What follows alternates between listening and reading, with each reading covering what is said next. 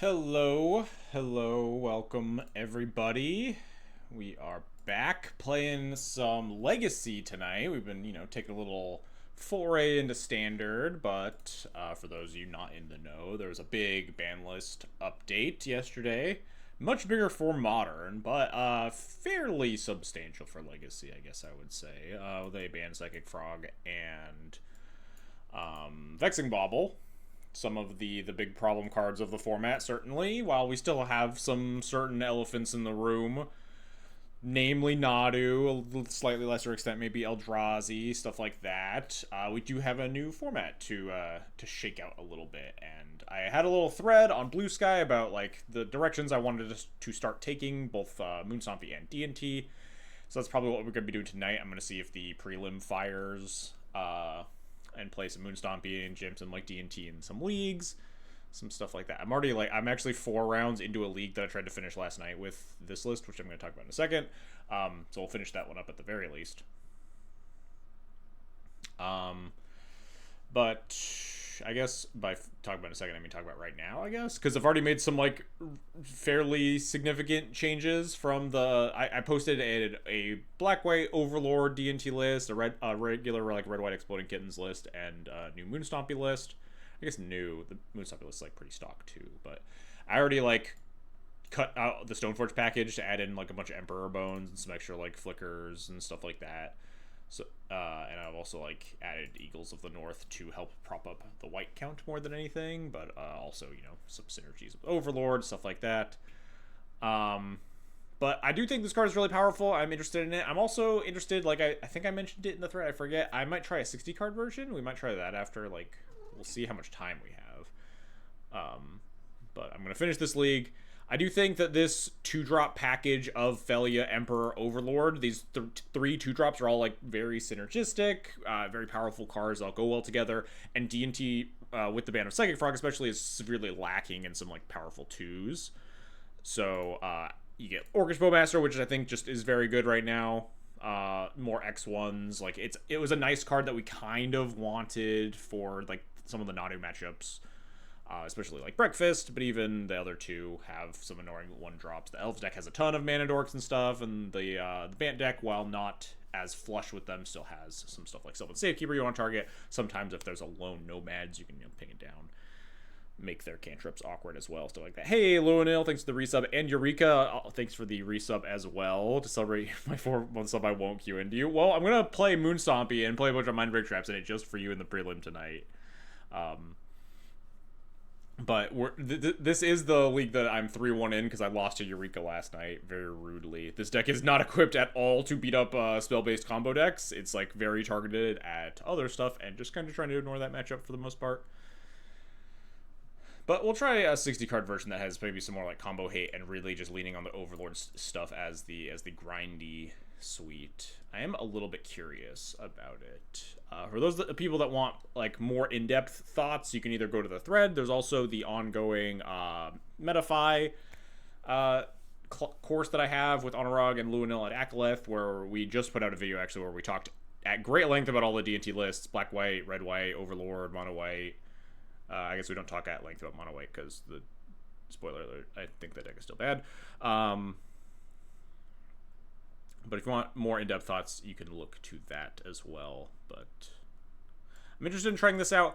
I'm just like less interested in trying red white because red white has just been like my default for so long, and it doesn't actually change a lot until the meta starts to shape up and we kind of figure out where I want to take this, what directions I want to take the sideboard in. So like, I don't know. I'm not excited to play this. I think it is just like default very good, but it's not as experimental. And experimental is kind of where I like to be in a new fresh format. So we'll probably be messing around with some black-white stuff as the meta figures itself out. And as for Moonstompy, where is that? I think I named them all Post-Frog.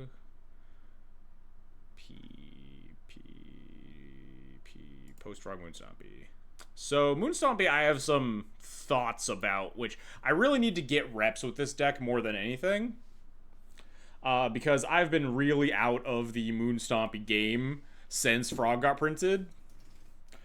hold that thought, Luanil, because I'm about to say some stuff very haphazardly and without very much basis, but I feel in my gut instinct is that I have the core of an idea, but I really want to get the reps behind it before I feel confident in making the claim.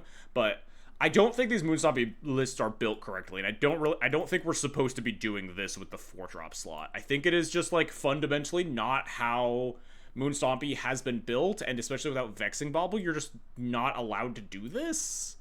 I don't think you can play like 7, 8, 3 more 4-drops. I was not even like a big Pyrogoyf believer as much, but a lot of that, I didn't really play Moonstompy during the Frog era, so I want to get in some reps with Pyrogoyf Moonstompy and just, hey, maybe I'm just totally off base about this card. Maybe this card feels way better to cast when I'm like putting it on the stack in a format where I actually like my own deck, and I'm not just like losing to turn 2 Frog every game.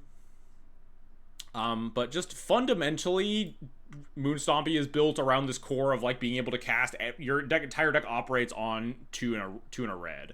You can play your whole game off of like turn 1 City Traders, Chrome Mox, do whatever, or even like City Traders, Chalice into like red source, red card, and then just kind of operate from there. And just if you're like turn 1 City Traders thing in your deck that's just trying to cast like the One Rings and Pyroglyphs all the time, then like I just don't think that's the best avenue to victory. So I don't know what that all means. I don't know if that means that you just want. I do think One Ring is very good and like the de facto 4-drop, but maybe that also changes if there's like a lot of people playing Orcish Bowmaster, if there's a lot of like tempo decks. But like Pyrogoyf isn't that exciting versus tempo either, so I don't know. It's tough.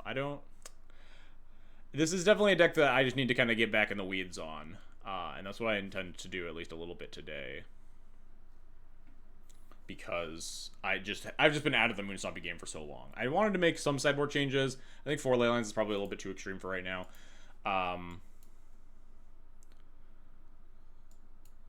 Any other thoughts? Maybe we cut the other Leyline and play like second Grafdigger's Cage or something. Cage and Chalice is obviously quite a bit of a nombo, but I don't think I'm at the Register Weathered Runestone or whatever that is, the stupid like 2-drop Cage. I don't know how much of a dyssynergy this will be in like the Green Sun matchups where you're boarding in, where you have Chalice plus Cage, but Cage is just so much like casting 2 mana 2 mana Grafdigger's Cage is just worse than casting 1 mana Grafdigger's Cage, except for when you have Chalice in play, right?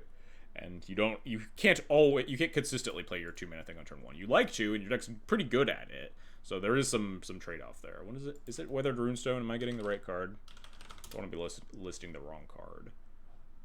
I doubt I own any. Yeah, Weathered Runestone.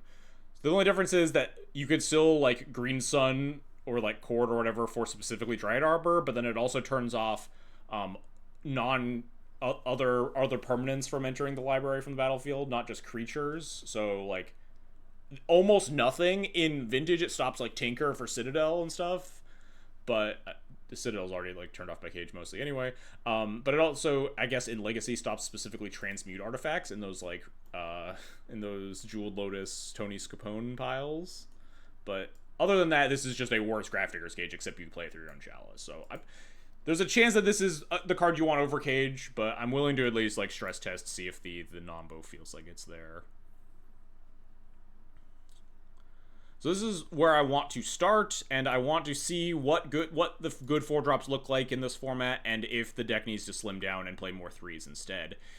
I also want to see if I really want like Trinisphere. I think Trinisphere is just aged kind of poorly in Moonstompy in general, which I'm kind of sad about, because Trinisphere is like a really cool card. But there's a possibility, like, we don't want 8 Blood Moons right now. You could play some number of Trinisphere, something like that instead. But this is just my starting point. We will play a list that looks like this and go from there. So let's just get signed up for the prelim with post-Frog Moonstompy. Perfect. I don't even know if this is going to fire, by the way. We might just have to like play a league. The Legacy prelims are famously not good at firing. Transfer is so mid except for when it's amazing. Yeah, you cast it like turn 1 on the play, and you're just like, yeah, just fucking get him. And then you cast it just any other point in any game ever. that isn't specifically against like spell-based combo, and you're like, this shit sucks.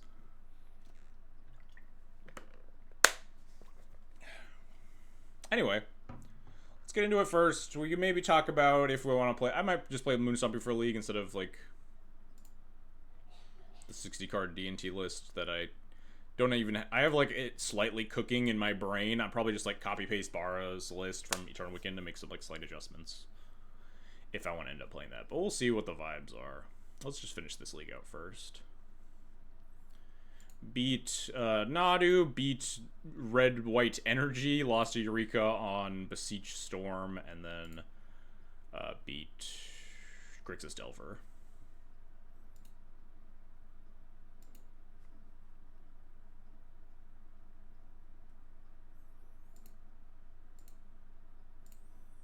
Also, like, some of the things that was pushing me towards 60 card, obviously a very small sample size, but it did feel like, especially against a deck like Delver, where I would expect Nadu to be a little bit more relevant, or even, like, the energy deck, even though it's not, like, a real meta decision. It just felt like I was, like, grinding really well in my games without needing access to Yorion. Just, Overlord of the Balemork is just kind of a nuts magic card. If it's one shy ping me and I'll join the prelim. Alright, sounds good. Just go pick up a Gemstone Caverns. I keep forgetting. I think I also don't own a Gemstone Caverns in paper. I could finally pick up the One Rings, I guess. But I need to pick up a Gemstone Caverns anyway, because I need to build my dual commander deck for Chicago. Because there's a dual commander event on Saturday, if I don't day 2 the Pro Tour. Sand's fine. Obviously, is not like, you know, functional, but, you know, Lance and spells. Why is my chat not on stream? Oh, good question. It just, like, sometimes breaks for no reason, and then it'll just be back the next stream. So I guess we just have to fix it again?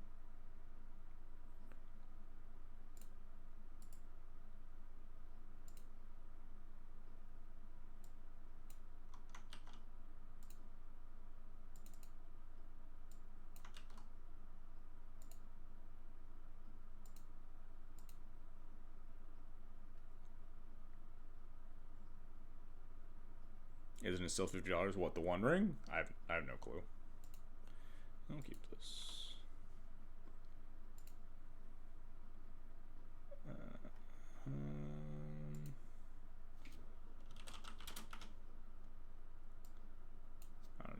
don't know what my opponent's doing, but that's fine.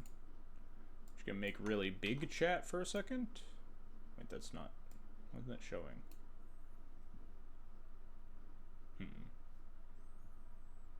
How do I get my chat onto the screen again? God damn it.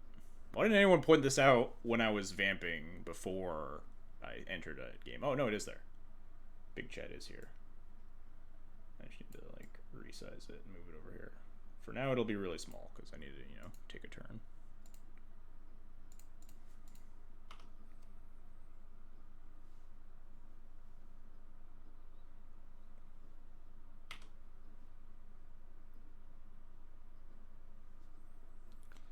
What is my opponent doing over there? Control or combo? I think we just leave up potential ability to cast Felia if we want to. I don't know if I want to cast Felia into like force potentially days. We just untap. We don't really have anything to Felia anyway. I'm getting Sneak and Show vibes, certainly. Nope, no. Fairy. I'll cast Felia into that so I don't have to attack with Mom. And if they bounce, they might bounce the Felia, and that lets the file continue to tick up.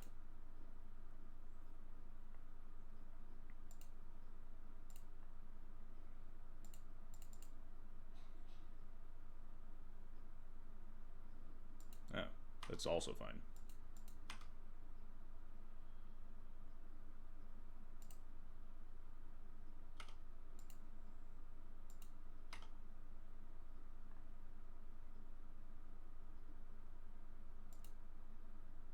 How do I want to sequence this turn? Is it just attack to fairy, wasteland, play spirit?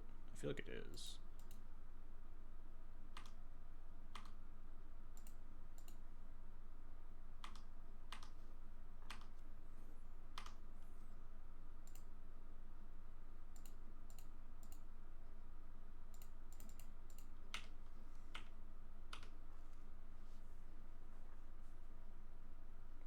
Felia into days because we can Emperor the Felia and then Caracas it back to our hand. That's kind of fun. Oh man. Herb Spirit. Hey, another Felia. Look at that. I think I'm also just kind of fine exposing it to like a potential plow. I guess we have Mom online, so we definitely don't expose it to potential plow. Let's just get the Aether Vial back online. I guess this was kind of bad tapping, because I think I might... Fetching double swamp probably doesn't matter, because I can't imagine there's a lot of worlds where I'm just going to, like, play activate Emperor of Bones here. Get back a Felia that doesn't do anything when I already have a Felia in play, potentially, as well.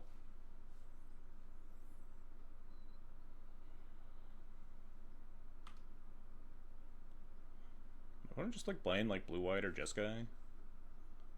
It's fine. I guess I activate, or I guess I cast Felia in response here, so my Felia doesn't get forced.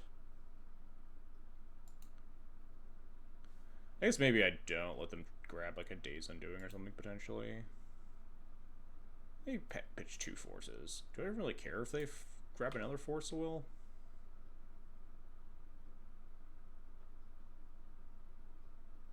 Brainstorm, sure.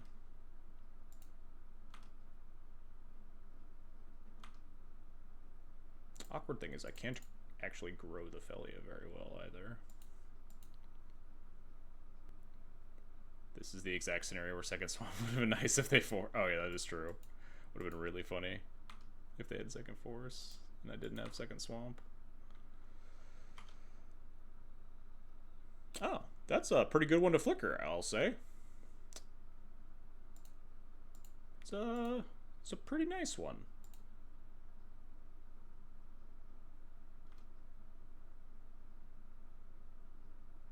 Yeah. So what am I doing here? We're flickering Overlord, we're just getting back like 100 things. Let's just get back Recruiter and just fucking kill him.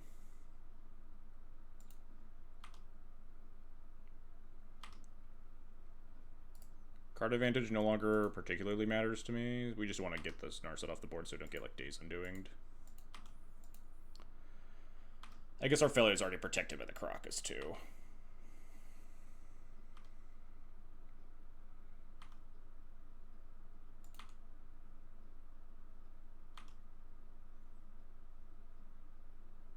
Well, I guess punished again for no second swamp. Specifically, I put the second swamp in this deck because the second swamp does matter. You have like just way more black cards you want to cast sometimes. It makes fetching a little bit harder though, certainly. Gotta be wary of like Terminus here, I guess. Like I don't even think I'm like flickering the Balemark when I attack with Felia here. Because I just want to hit them. I guess I'm probably just like casting a Recruiter and flickering that or something. Just drawing a bajillion cards. I don't know why I have all these fucking things open here. Oh, this was the Narset card. What you got for me, opponent? Mystic Sanctuary back. Swords to Plowshares, huh? Yeah, I guess. Yeah, sure. You gonna plow my Overlord?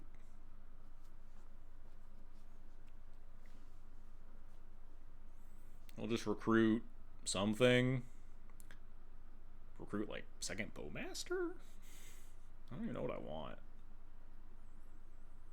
I'd recruit a Spirit if it wasn't a one of in my deck that just got exiled, but you know. Stoneforge in the game. I don't have any Stoneforge Mystics in my list. Oh, they just give up. Nice. I've cut all of the Stoneforges for these Emperors. And because Stoneforge just has some like tensions with the deck. Specifically like some Overlord tensions. It reduces creature count.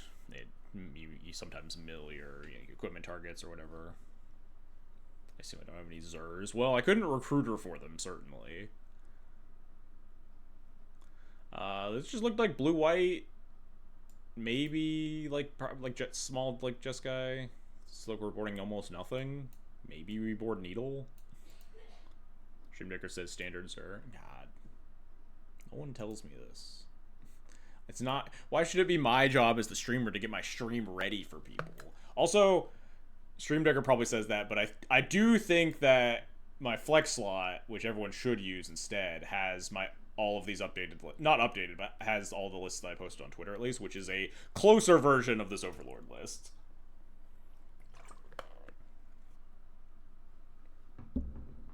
No, it's definitely not you. I just didn't update Stream Decker. I might just run it back though. I meant no one tells me when I'm not in the middle of a game and I can't look at all the stuff. I haven't even fixed really tiny chat. There we go. Chat's just very squished and hideous now. Oh god, what have I done? Oh wait, hang on, I have an idea.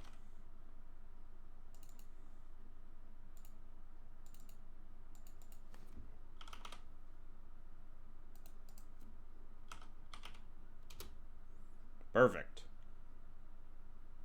Chat's back. What happened to MTG bot? Why is MTG bot also not there with the little record thing? Oh, fuck it. Everything's going wrong today.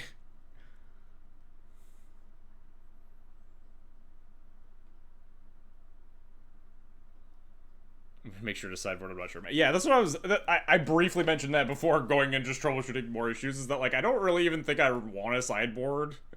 I could be talked into opposition agent maybe.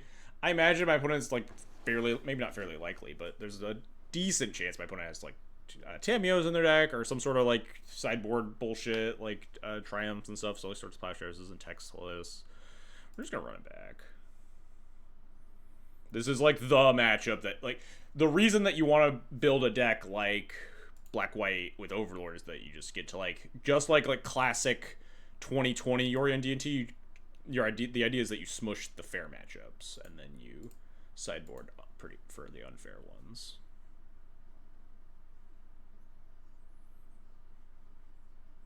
I guess you are kind of right. Snuff Out's probably better. Snuff Out's worse against Triumph, but 0 is a lot better than 1 mana in a deck that doesn't press your life total versus a card like Tamiyo.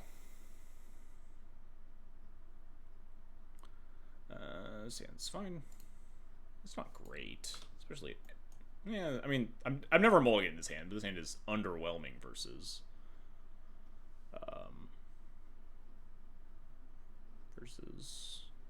control.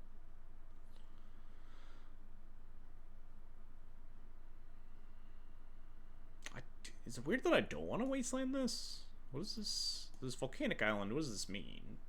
Is this just Cycle Lorien revealed? Volcanic Island is close to non-basic island. Yeah, I'd rather hit a white source. This is just almost an island. There are some red cards that I might be scared of. There might be a 4th hiding in there. I think I just want to cast Mother of Runes this turn.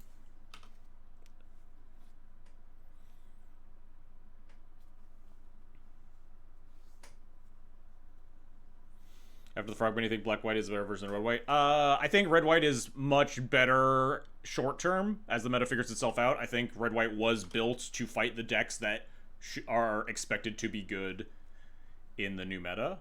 Stuff like Eldrazi and Nadu. But Black-White has more potential, to wiggle room, but has to sort itself out. What is happening? What is my opponent doing? Wasteland them again? What happens if they just cast Narset? I guess I Skyclave it.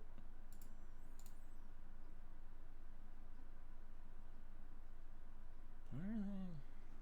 I still don't think I really am that interested in wastelanding. I think I'm just gonna play my tap land. I almost want to mill this to make the Emperor of Bones good, but we already have lands. We just want to draw this. Maybe it gets forced and makes the Emperor of Bones good. And end of turn brainstorm into Triumph. Wouldn't that be nice? Holy shit. Luna, you're a genius.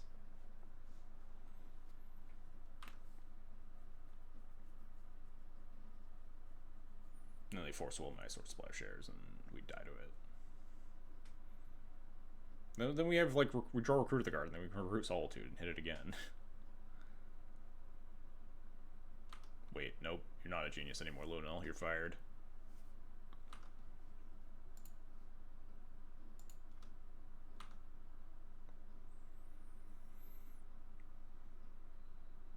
Yeah, that's fine. If we get Force of Will into Days Undoing, we get Force of Will into Days Undoing, and that's our life. Not a lot we can do to play around that on the draw, especially.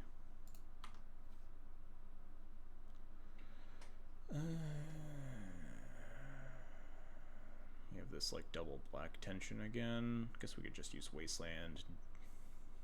I really don't want to get back to... I guess we could just fetch Swamp, right? I just don't want to get back to basics. If we fetch Swamp and we get back to base, like, Force Will into back to basics, that sucks. I think we just fetch Plains. Again, I don't think it's, like, super important that we have the ability to play and activate Emperor Bones in the same turn. Oh, nice. That just snap resolved, huh? That's pretty good for me.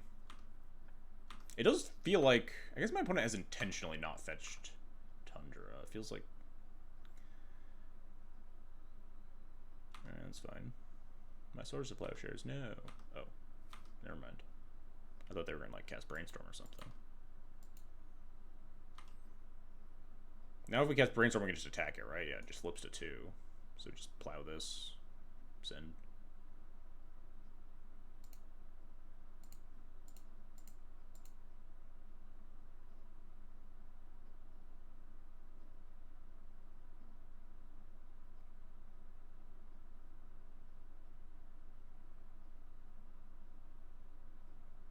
Okay.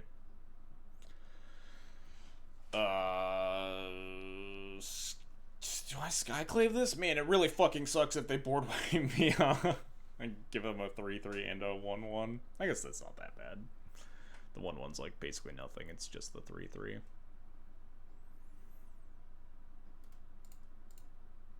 Yeah, I don't really want this to attack.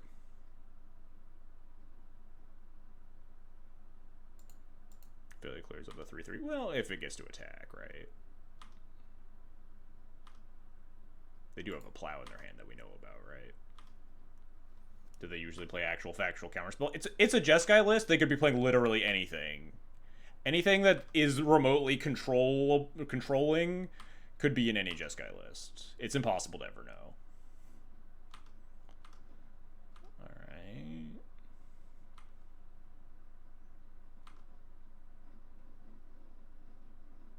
Where's the good doggo? In our hand. I don't mean Felia. Not in this room, I guess. We have the awkward, like, can't really attack with double Skyclave thing. I guess we have a mom, so it gets a little bit better. If they, like, plow, we activate, they plow again, they get a 3/3, they block this.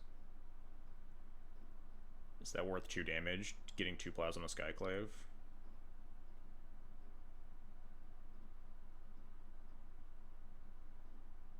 Yeah, probably fine.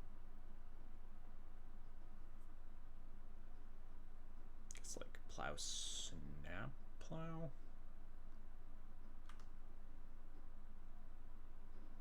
Does that change anything? Plow this, tap it, cast Snapcaster Mage. Plow that, block that. I guess that doesn't really change anything, right? Because it's always just 2 plows.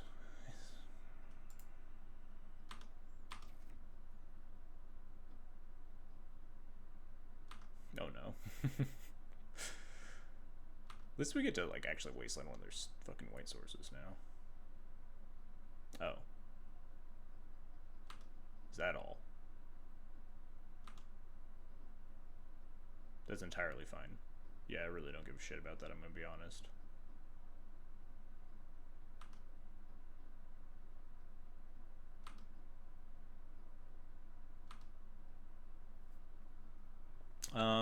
Just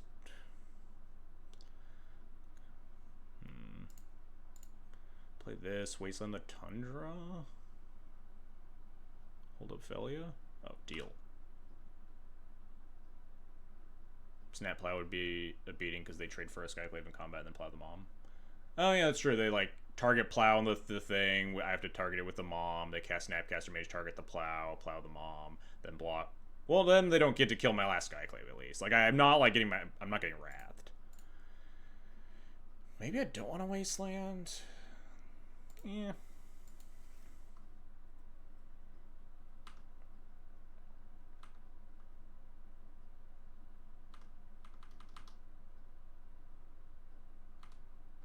Attack me for 3.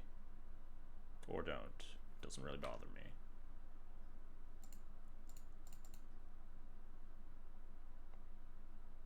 Kind of bothers me because I kind of want to get Recruiter Guard value this turn and I can't. But I kind of want to kill their 3/3, but such is life, I suppose. We could steal their Containment Priest and get it back. I think I'm just going to add Yoran to my hand this turn. I don't think I necessarily want to play anything more to the board here.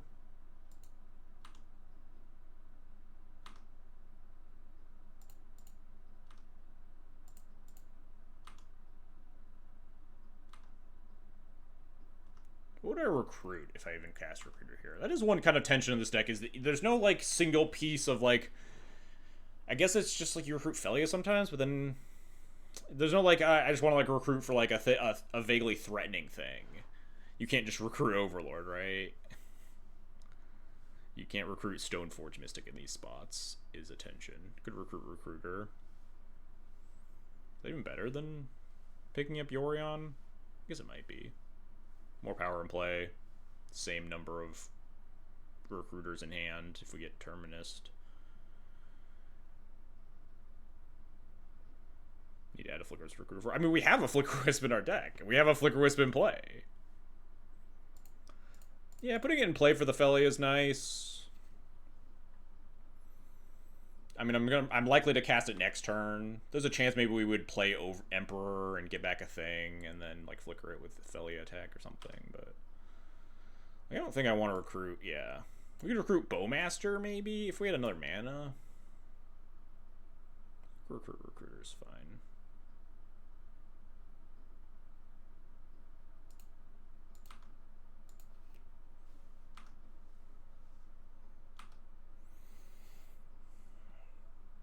What are you sanctuarying back? Counterspell? Brainstorm, sure. I guess you're digging for a card that's actually useful here. Understandable.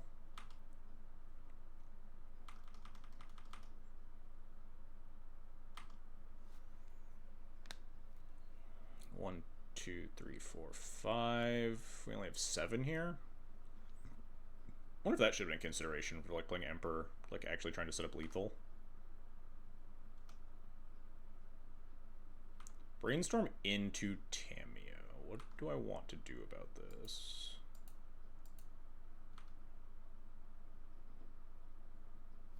I mean, not bad.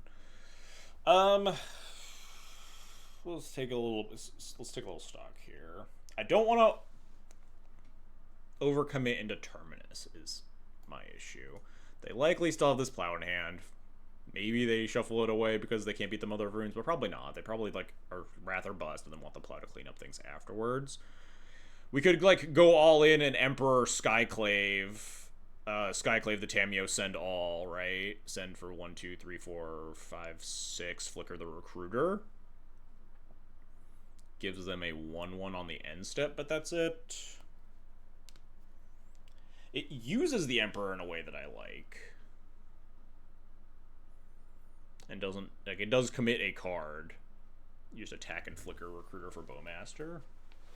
I guess that is also an option. If they block, we can Bowmaster the Tamiyo.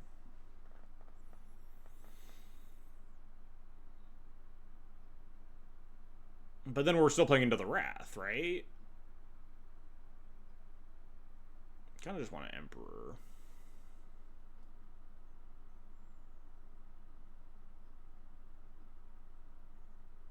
Flicker the Recruiter, go get Bowmaster.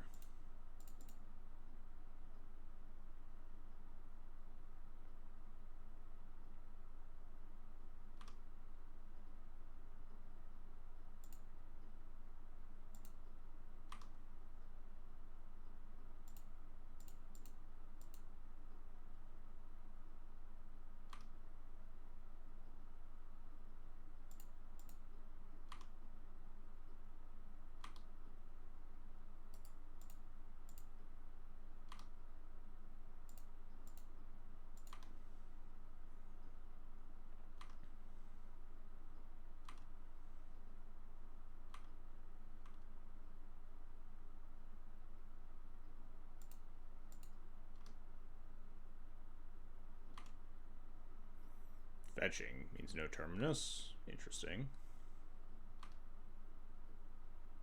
Supreme Verdict, maybe? Like, White Source Supreme Verdict? I'm definitely going to go get a Bowmaster with them at 2. If they have to fetch for a White Source, they just die.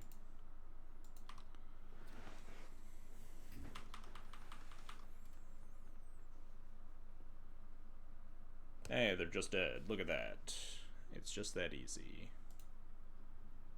Alright, let's fix all the things that I started with in chat too quickly. Swap over to the list that we just played. Like, those games, like, I mean, those are, like, pretty landslide runaway control games that didn't get super grindy for us, but, like, we just never even picked up Yorion. I feel like those types of games do happen more often, just because Legacy isn't really about, like, this overwhelming, like, turn 10 grindy card. Maybe I'm off base, though. I was off base last time, at least. I tried a 60-card Overlord version, it just, like, did not feel right, and I wanted Yorion again. But maybe I built it wrong, or maybe the meta just changed. What am I doing? I fixed chat, or to the extent that I can fix chat. We can check on if this prelim's actually going to fire. We have 5 people, 20 minutes. Well, this prelim might actually fire. Let's update Stream Decker with whatever I'm going to play. Let's update Stream Decker, I guess, with the Moon Stompy list, because that's what we're playing in the prelim. Is this what I wanted to register? Did I actually want to register Mindbreak Trap? I don't think I did. Mindbreak Trap for specifically Eureka? No. I don't think Mindbreak Trap's actually a good card right now. This is probably fine.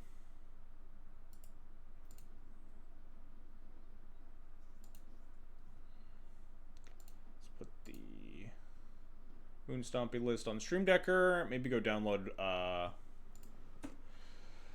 Bar's list. What do you think, Chad? Do you want to see the 80 card list that I just played for one round? Or you want to see the 60 card list that I probably have to cook up a little bit? Alright. Stream Decker's updated with this list.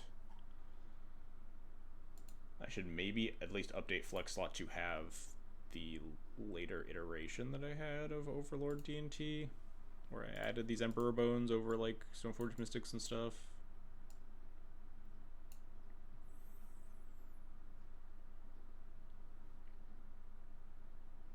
How am I going to find Bar's deck list? In an easy and simple fashion.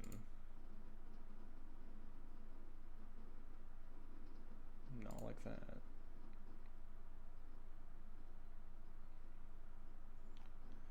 I guess MTG Melee, Eternal Weekend, EU? No, it's like Prague? Oh, no. EU worked. Is Vial still good in 60 card Overlord? I think yes. I don't really see why it wouldn't be. Vial was good in 60 card D&T, right?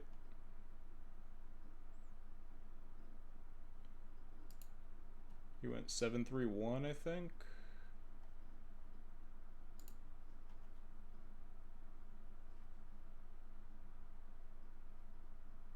Yeah, there he is.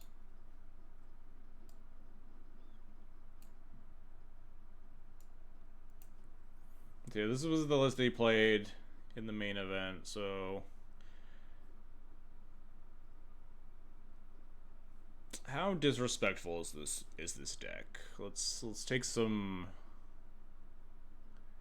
napkin math thoughts here. We have what, 22 lands, which already feels a little bit disrespectful.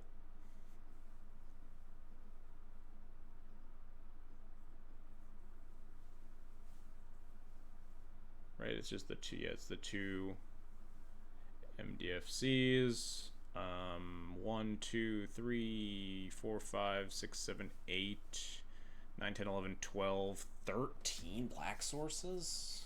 Is Is that at all close? That does not measure up, right? 1, 2, 3, 4, 5, 6, 7, 8, 9, 10, 11, 12, 13, 14, 15, 16, 17, 18, 19 black sources. Versus 13? That's not mathing, right? That's just like way worse. That is one of the nice things about Yorion is that your mana just straight up does get better.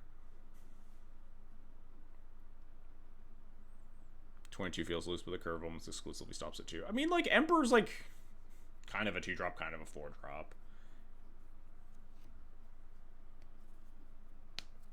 But I do agree. You're kind of built around Emperor, Felia, Overlord. I think I would probably go like 3-1 Bowmaster Spirit, or maybe even go to 4 Bowmasters, and like, you know, you can cut the main deck fucking Container Priest. Get that shit out of there. So yeah, it's a respectable 2-drop. It's alright, let's fucking stop looking at this list and like actually see a visual version, huh? See if I can finagle this in any way that I actually like. 60 card.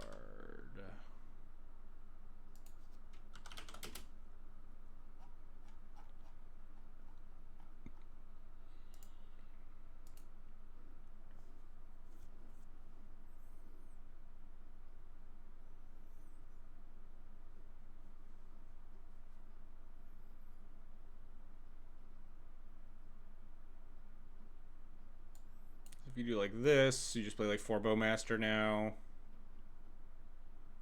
Other than that, it's like mostly fine. You maybe want like 2 Wisp. I do think that like Felia probably like plays a little bit better, especially in this version of it. But there are a lot of instances where I liked just being able to like late game, like 5 mana, just like Impending Overlord and find a Flicker Wisp and flicker it immediately, rather than like, oh, I Overlord into my Felia. I hope I get to untap and flicker my Overlord. That sort of thing. But you still have the 1 copy. But you could potentially go to like a 3-2 split or something. I guess Curse Totem does get better in your deck with no Stone Forges, huh? You just have Mom and Emperor, I guess. Emperor's not very good against Nadu anyway. We can change a lot about the sideboard, though. Every time I see the MDFC lands, I'm mad Philly. I can't target them in those lands. Yeah, I agree. It comes up a fairly decent amount when you like Flicker Wisp your Witch Enchanter to disenchant a thing. Let's get this Container Priest in this. Oh, he already has Container Priest in the sideboard, sure. Container Priest, second Spirit, kick him to the curb, just play more Bowmasters. This deck amusingly like actually doesn't have it like what 10. That's enough white cards, actually. Yeah, 23. That's plenty.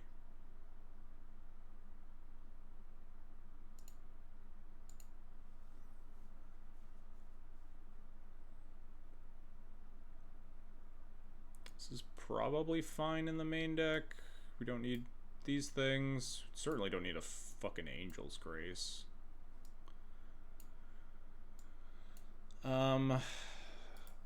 What's up, Jared? What else do we want here? Macabre's good. Container Priest is good. Thought Seizes are good for combo. I do like Engineer. We could leave, maybe even play Oppo Agent. I was playing Opposite Agent, the 80 card version.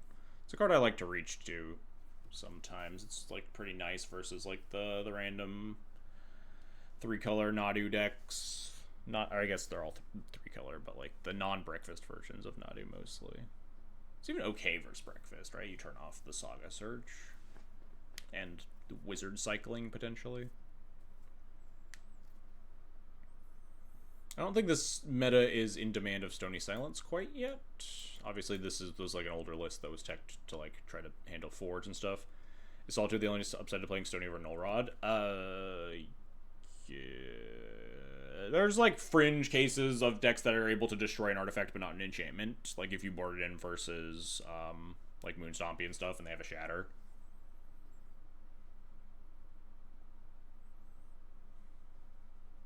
Painter, Moon Stompy, stuff like that. Yeah.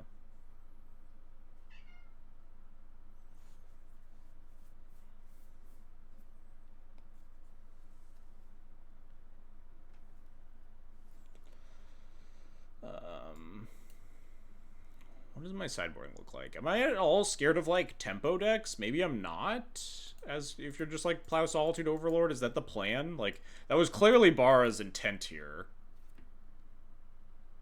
There are certain creatures you want to aim for. The odds of finding... God, odds of finding one off for Overlord. I think, like, 30... Or, I did the math in the Yorion list or something, and it was, like, 30... At, like, 31 or something was, like, 90% odds to hit a thing or something like that. But I don't remember exactly. You can, like, hybrid geometric calculate it and make a decision based on what you feel is a good number. But oftentimes you don't need Overlord. Maybe not often, but an okay amount of the time you don't need Overlord to hit nothing, because it can always grab a creature that has, like, died earlier or gotten forced or what have you. And that was also 80 card math, so, like, this deck has, what, 28 hits?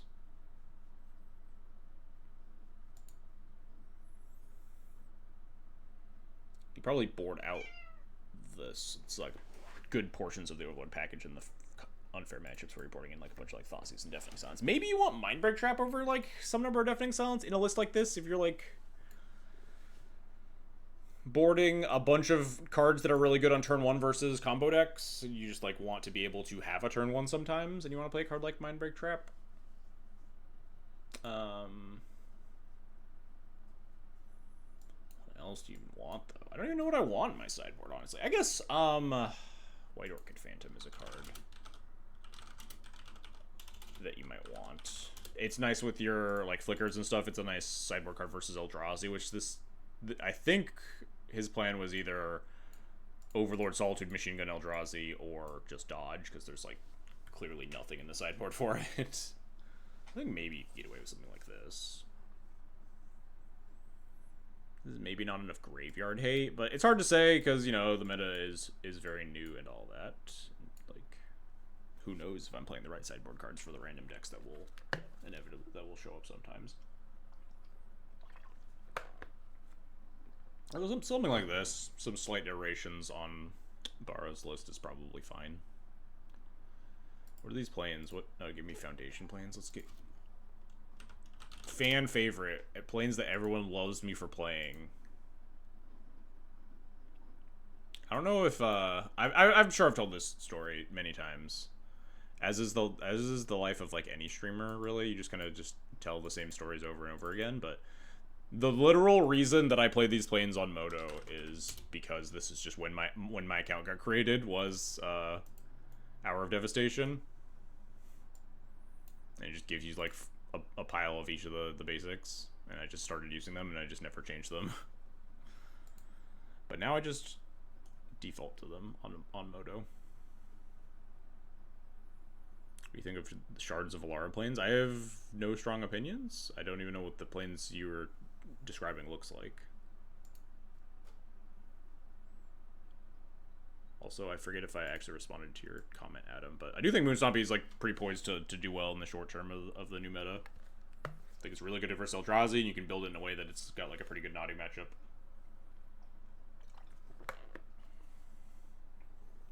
Got to figure out the specific slots, but we got Moon Stompy queued up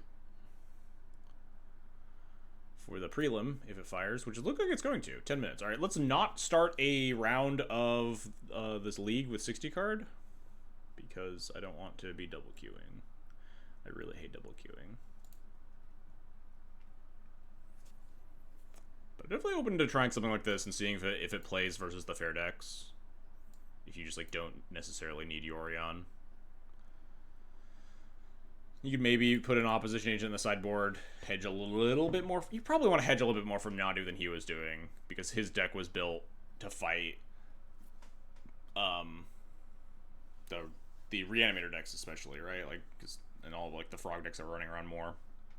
But now there's more Nadu, so maybe we want the opposition agent.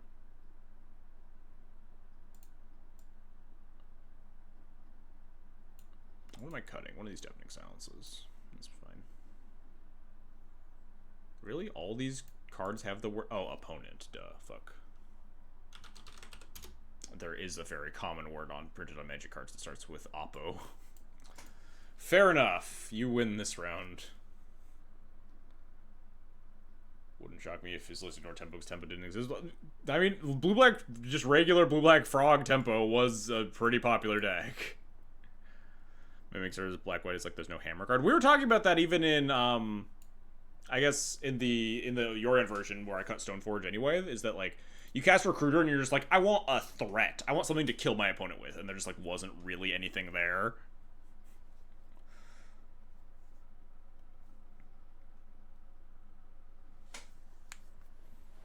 You get an Oh God every time. I mean, the Oh God moment of this deck is when you have an Overlord in play and you cast Felia or something, probably.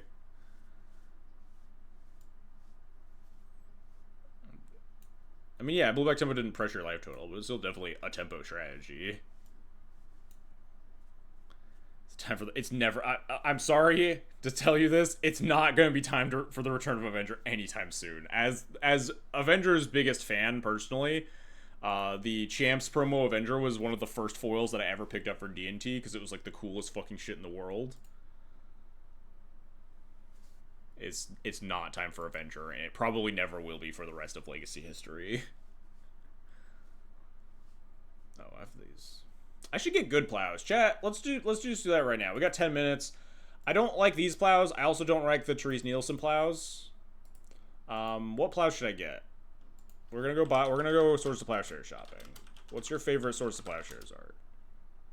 I use Yargle plows and paper. I don't think you can use those on Moto.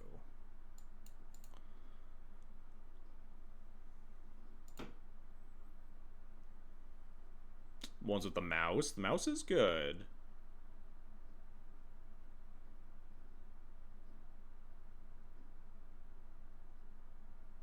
Don't think tulip plows are a Moto. I don't even know which one that is.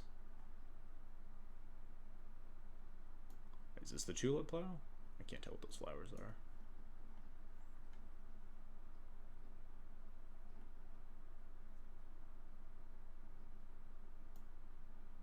Always hit him with the classics. Tulip plow. Oh, the bird guy and the bike. Okay, yeah, that one's definitely not on Moto. This exists on Moto, but I don't know if it, like, actually is a purchasable Magic card.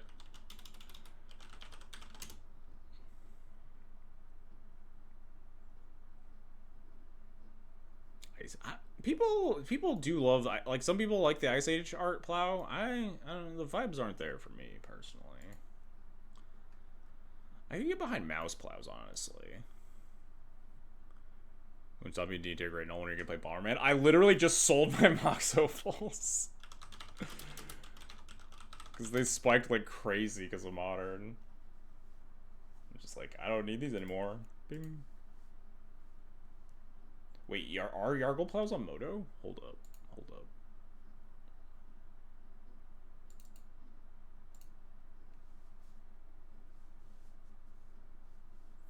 I see GoBot selling foil Secret Lair 2020 is for 0.04 ticks.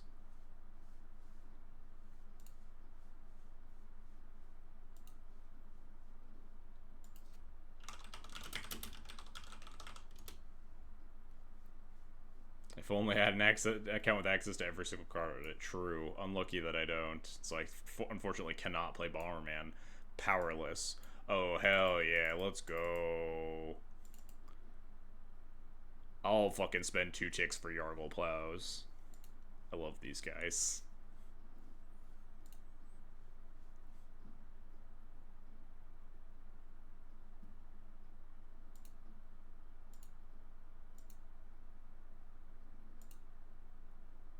Yeah, so Yargle Secret Lair was so good.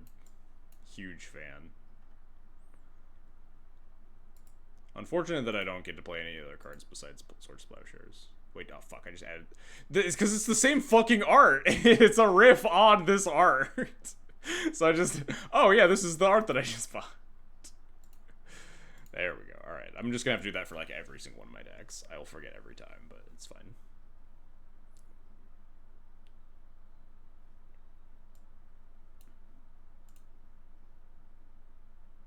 Let's sign up for this Legacy League. And just not start a match. We got 5 minutes. Need 2 players. Should be fine. What? Eureka's not even here yet. He said he was gonna... Eureka, where are you at? Are you still in chat? Where's our prelim date? Eureka's standing me up.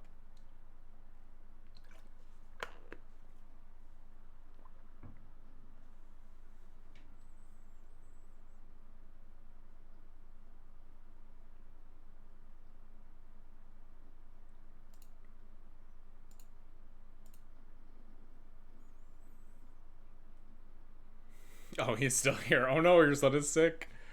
I hope your son gets better, Eureka. Unfortunate. We'll have to reschedule our meetup. I'm glad I didn't put in all the mind break traps that I was talking about.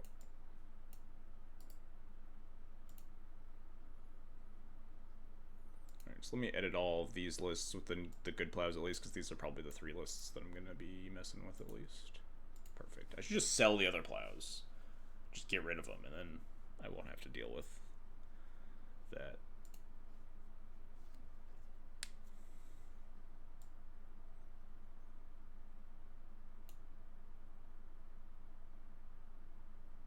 I kind of wanted another Graveyard Hate card, but yeah, we'll just send it.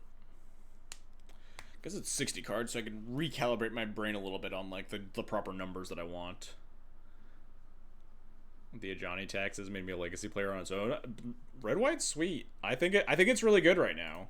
I'm not playing it today. I mentioned it at the very beginning of the stream. The only reason I'm not playing it today is just because it's not something that I think is going to need a lot of tweaking right now. The reason I started like liking this deck is because it had like a much better matchup versus Eldrazi and Nadu than like some of the other D&T builds.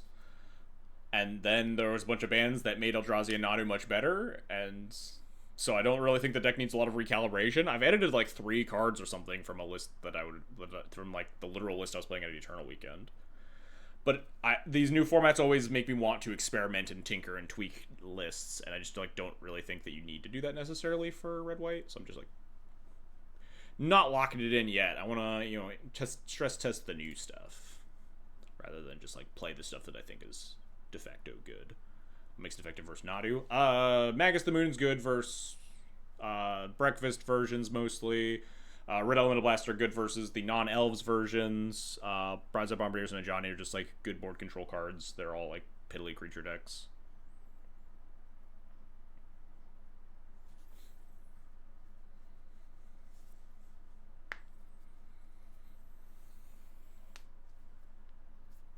Yeah, exactly.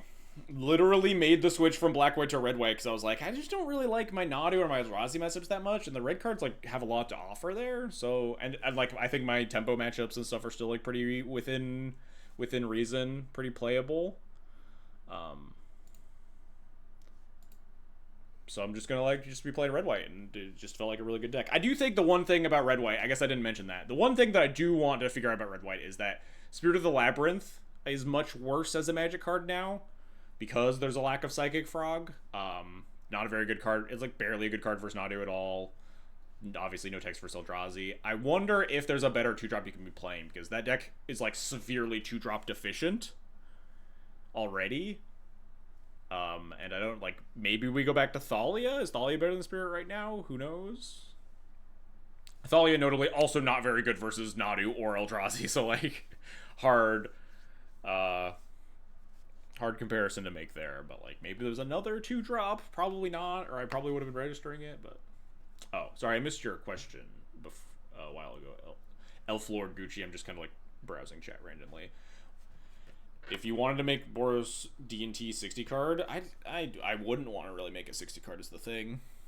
All the cards in are good. Maybe like, I don't know, you can cut all the spirits and then cut some of the 3s and make a 60 card, but I don't know. You need to have a good engine piece. Like a good, like, really good build around reason to play 60 card, I think, right now. Because, like, Yorion is kind of the linchpin. But the 60 card, the Overlord versions could iterate on 60 card because, like, Overlord is this really, really powerful, grindy engine that you may not necessarily need access to that card. But, alright, we need 2 people. Luna, we might need you. What did he say? Ping him? Oh, we're actually at 11.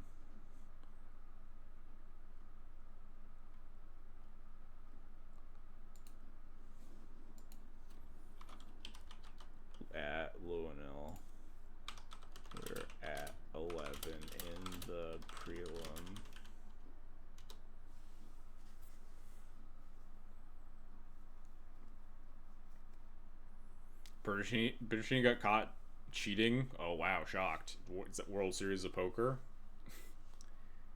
Incredible. Spirit is decent against Painter and Moon Stompy.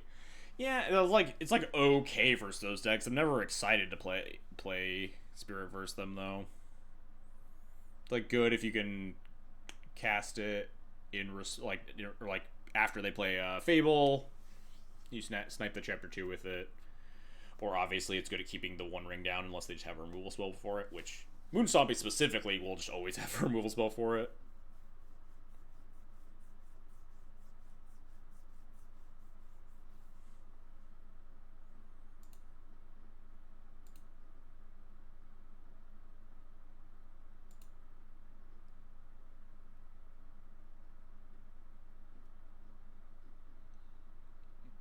Wait, did someone drop? We were at 11, but Super Cat was the 11th. What? Did someone drop and then someone else join? The fuck?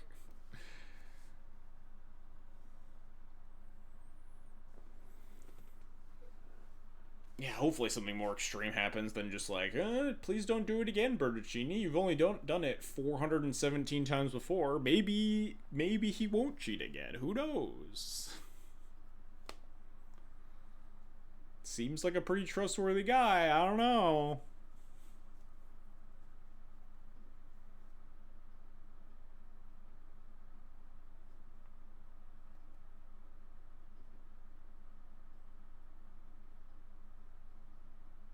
Someone dropped right as the 12th person joined. God damn it. Just let me play Magic. Come on. Eureka, have you tried telling your son to stop being sick for the next, like, 3 hours?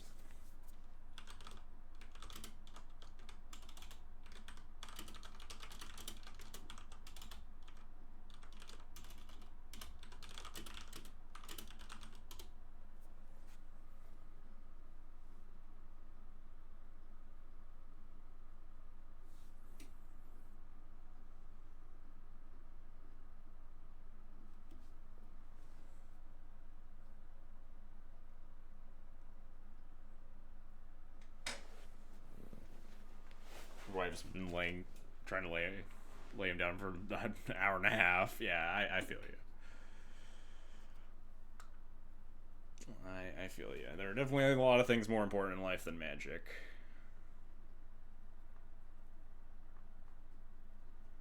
Yeah, we're gonna play some post Frog Moon Stompy in the prelim here. Maybe I'll post the 60 card list on Flex Slot at least. Stream Decker doesn't struggles when I'm flipping between leagues and prelim matches, so we'll just put up the prelim deck.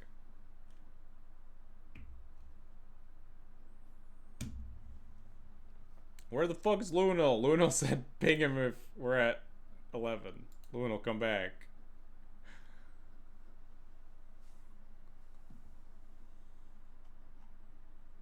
Lunel, we need you.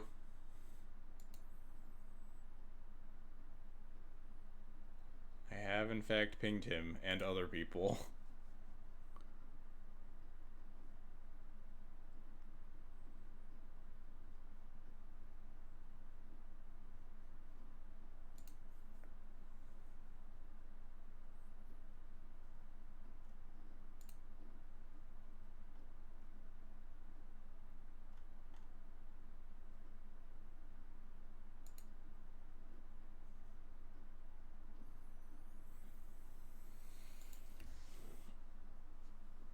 There's nothing else we can do. Was there a league and a prelim? Prelims are better for you're trying to get qualifier points to play in like the showcases and some special events, super qualifiers, stuff like that. Leagues, and also they're like tournament style. The next round only starts when all the matches are done. Leagues is just like free reign. Just whenever there's an opponent that's also trying to queue up, you just pair into them. Player quality is much higher in prelims, yeah, because mostly the grinders want to play prelims because they want the QPs, because prizes are very bad otherwise. Yeah. I would like to play first. Oh god, I gotta recalibrate my brain to Moon Stompy, huh? If I turn on Blood Moon, I actually can't cast Fable, but turn 1 Blood Moon on the play is really fucked up, huh? Turn 1 Blood Moon, turn 2 land. We just need to rip a land to cast to function. Yeah, fuck it. We'll probably turn 1 Blood Moon. Turn 1 Blood Moon is just way better than turn 1 Fable.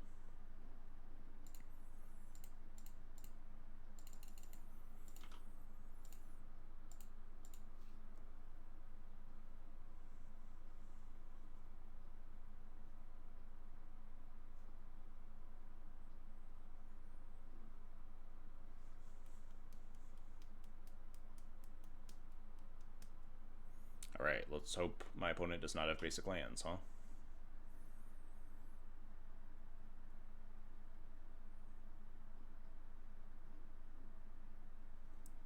Dread Return? Does this mean oops? I mean, I can't do anything about that. Like, my plan is just to try to kill my opponent as fast as possible, regardless.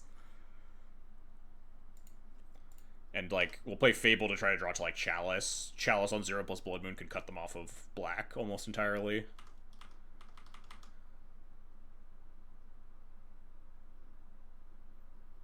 Might just die, though. Might not. Surprised they didn't just auto-concede if it. I mean, if they just, like, have, like, Lotus Petal, right? Lotus Petal gives them the black source, potentially.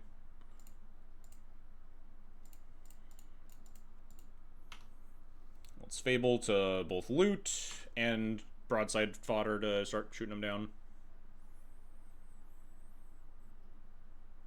Alright, they don't even have second land. That's nice for me. Let's discard Sokens on Blood Moon. Fury can at least be 7 damage. If I attack... Is this lethal in 2 turns? If I play broadside, attack for 4, put them to 16, Fury them for 7, put them to 9. 1, 2, 3, 4 plus 5 is exactly 9. The odds that I draw a red card are really high. If I miss, it actually like messes up the clock a little bit, but I'd rather draw to Chalice this turn, I think.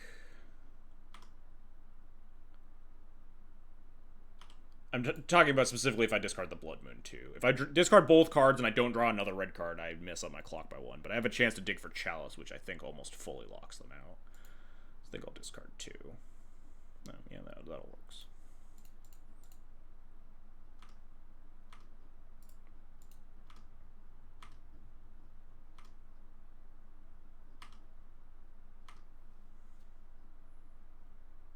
I burned 200 play points of this with fire. Much appreciated, Tunneling Cat. Thank you for your sacrifice, indeed.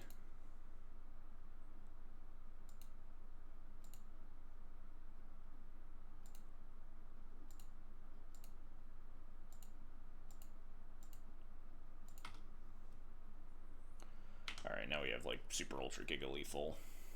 If we don't die. Please no kill. Nice. No kill confirmed. We did it. Good old turn 1 Blood Moon. Good thing we didn't cast turn 1 Fable of Mirror Breaker, huh?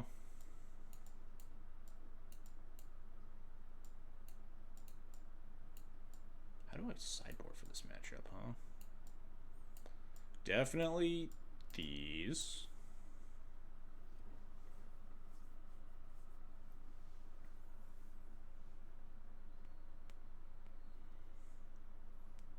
$20 of each basic land. You are the hero we don't deserve.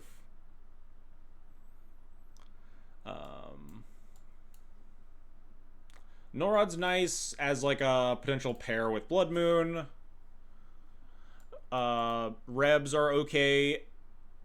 Are they okay? They stop Memory's Journey, so they're... Although, if you have a piece of Graveyard Hate in play, the Memory Strain doesn't really matter. These Rebs are a little bit better when you pair them with Fairy Macabre. I don't think Kinesis does anything anymore, right? Kinesis never really did anything, because unless you could break your own bridge with something like Dead Gone first. But now with all of their...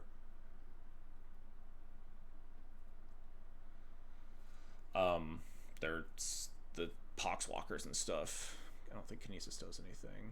Let's just do this. These power waves seem pretty bad. These One Rings also seem pretty bad, huh? I don't know what I want to do. Nullrod hits... Nullrod's nice if they go, like, Belcher plan as well. We don't know, like, what version. Bomba is Fury fodder. I would consider it more if we didn't have, like, just other cards we're boarding in. Yeah, we have plenty of... Actually, like, maybe Fury is better than, like, these stupid 4-drops. Although I guess we could just maybe do this, huh? This looks okay. Maybe we want Fiery Confluence to go face.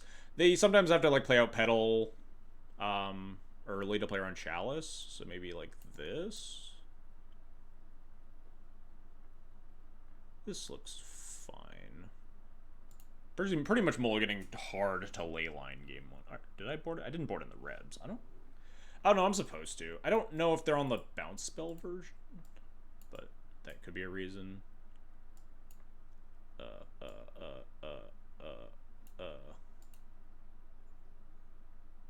that, maybe?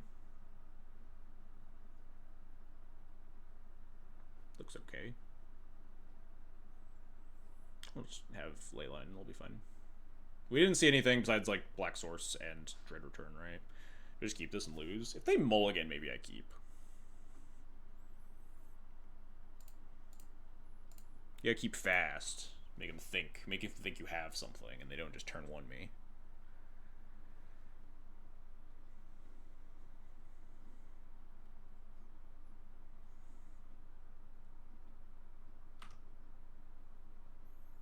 Multi-5 might just be, you know, turn 1 me, but I don't think I like mulliganing the Sandas.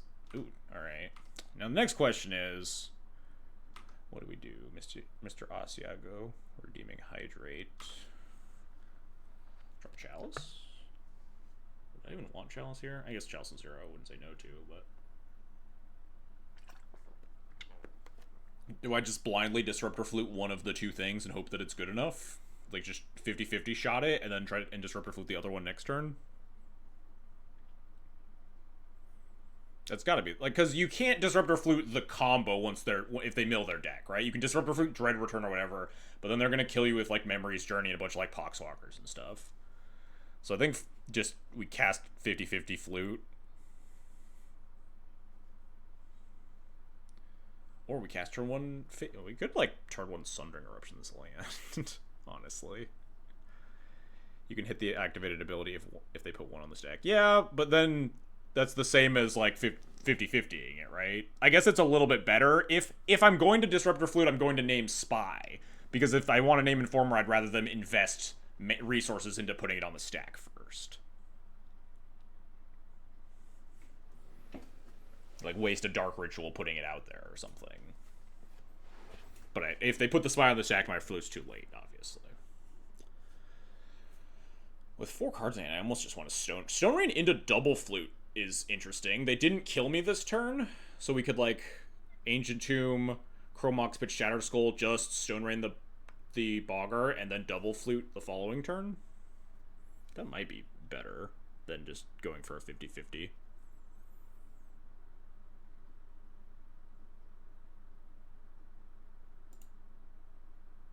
Kind of don't hate that plan.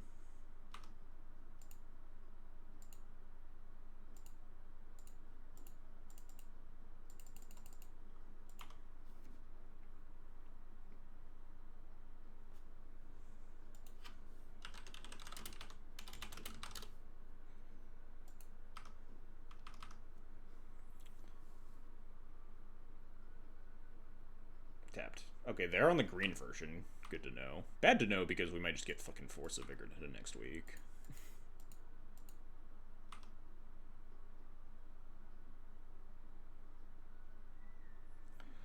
So now we play Flute on Spy and say go, and if they cast Informer, we have second Flute.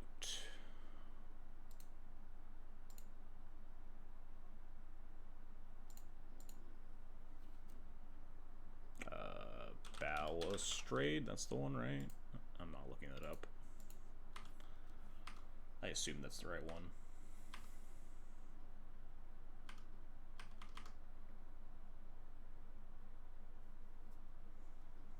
I guess with 2 flutes, you could, like, let them go for the combo and then just flute on Undercity, or flute on Dread Return and Memory's Journey, potentially.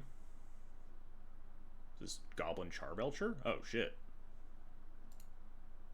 I guess we're doing this.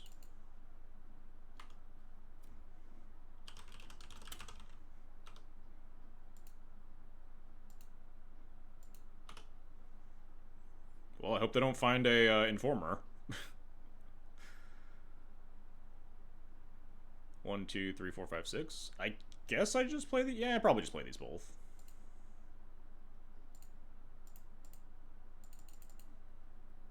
I'm just gonna chuck the Chrome Mox.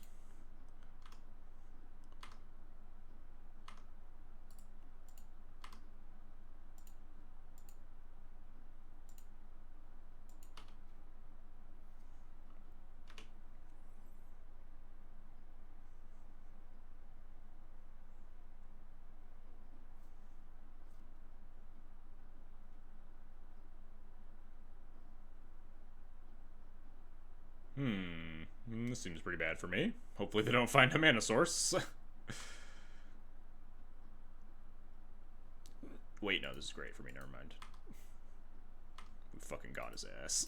We got their ass so hard. I'm such a fucking luck sack. They're actually... We're one off... No, this is just lethal. We don't even have to blow up the Charbelcher. Because we just throw the flute at them. And then just hit them in the face.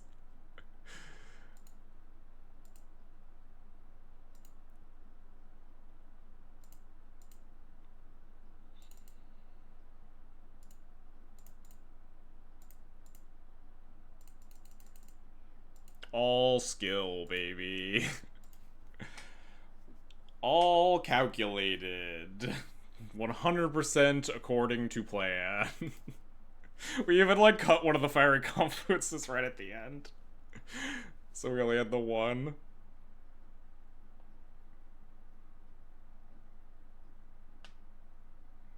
Love a good big lava spike. That's my favorite mode on Fiery Confluence, is just fucking kill you.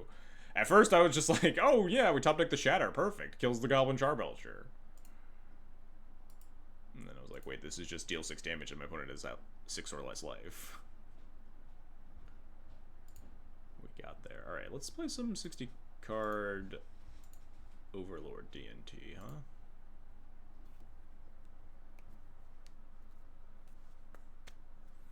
Let's see if the vibes are there.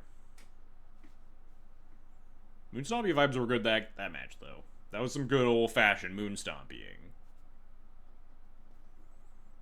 Glad we didn't just slam the second flute, either.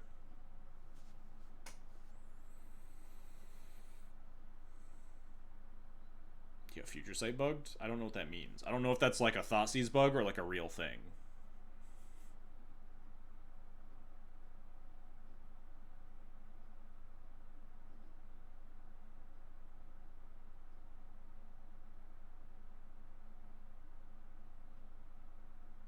It crashes your game if a Future Sight card is played. Oh, the Future Sight border card. Yeah. There's like a really weird bug with Future Sight cards sometimes where like your game crashes if either player has one in play. I've never seen it, but I've definitely seen it reported by a few folks.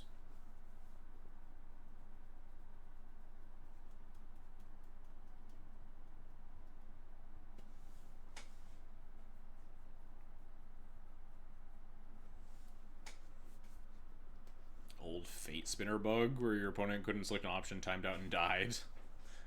Sounds a lot like... what was that card that people like abused for a night? It was Selective Memories or something? People figured out that if you put Selective Memories on the stack, your opponent just timed out.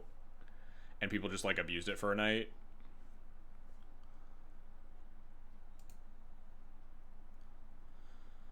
The perfect mana base. Probably just Wasteland File and figure out if I need to...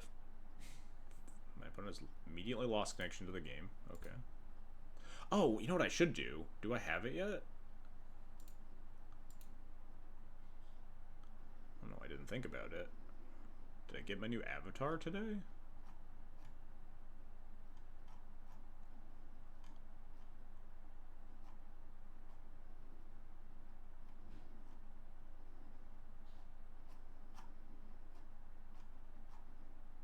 Yeah, this is also a sick avatar because this is the only one in existence, and I have it. This is the only Slimefoot and Squee avatar in existence, but we're gonna go with the Urian avatar. 29 people have this avatar, but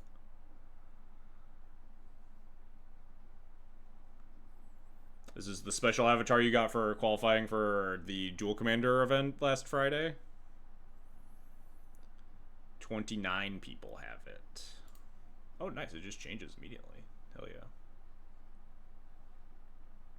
As we play no Yorion decks, as I have decided to register 60 cards in both the Legacy Prelim and the Legacy League, but as much as I want to use the one that I have the only one, I'm not a big Slimefoot and Squee fan. And I'm a huge Yorion fan for obvious reasons.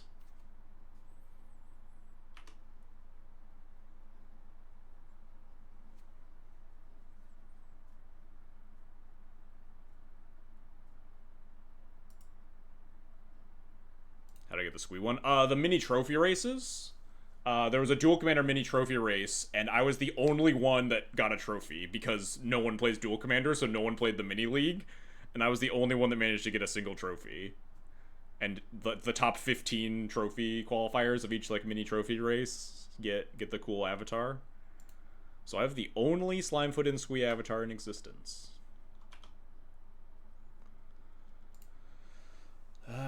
This is moderately terrifying.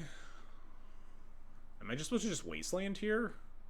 I'm pretty scared. I think I will just wasteland and fetch a surveil.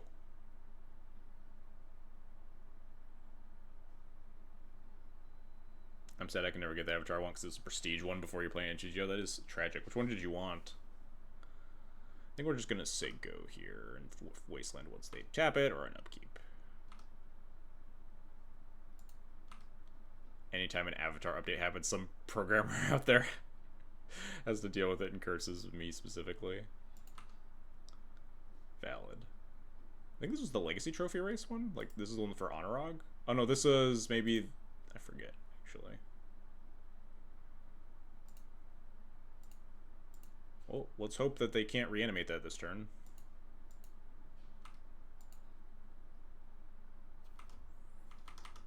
I'm probably just pitching this Mother of Runes to the Solitude here. What does this mean? Does this mean they're just red-black? I think this means that they're just black-red. And that I shouldn't be worried about Force of Will. That they're just black-red, and this is like the UC for the show and tell sideboard juke. So I'm just gonna let this resolve.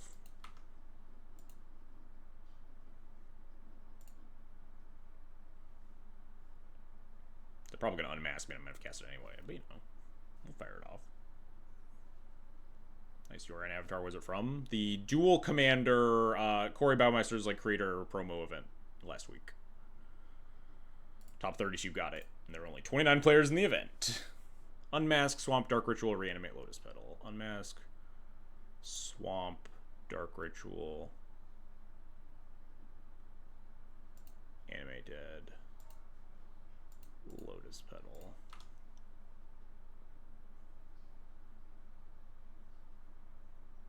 Unmask, pitching Animate Dead, targeting me. Response, Solitude, pitch, Mother of Runes.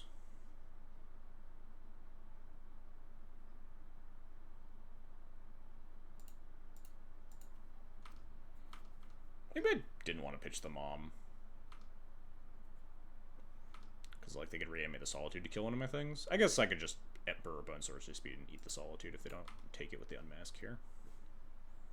This is a good time to ask why Reanimator is a thing we just have to have in Legacy. I mean, why is, like, a lot of stupid combo decks things we have to have in Legacy. The round finished? Are you kidding me?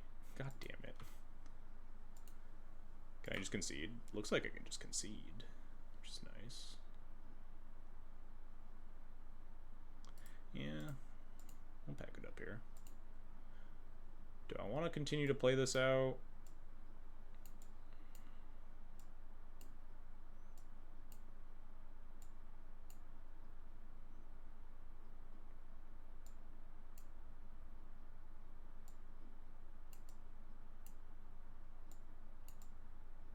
Probably not an Overlord matchup. I almost want to concede this match. Just for the betterment of both of us. We have 47 seconds. Yeah, you can have this one opponent. I don't really want a double Q. Yeah. Also, I think we're pretty stone dead to a red-black random air player anyway. We specifically talked about lacking on Graveyard Hate. They can... Let's draw our opening hand. Yeah, we could win this game. Oh well. I don't care. I'd rather play the prelim and actually be able to focus on it. Don't really care about random league stuff.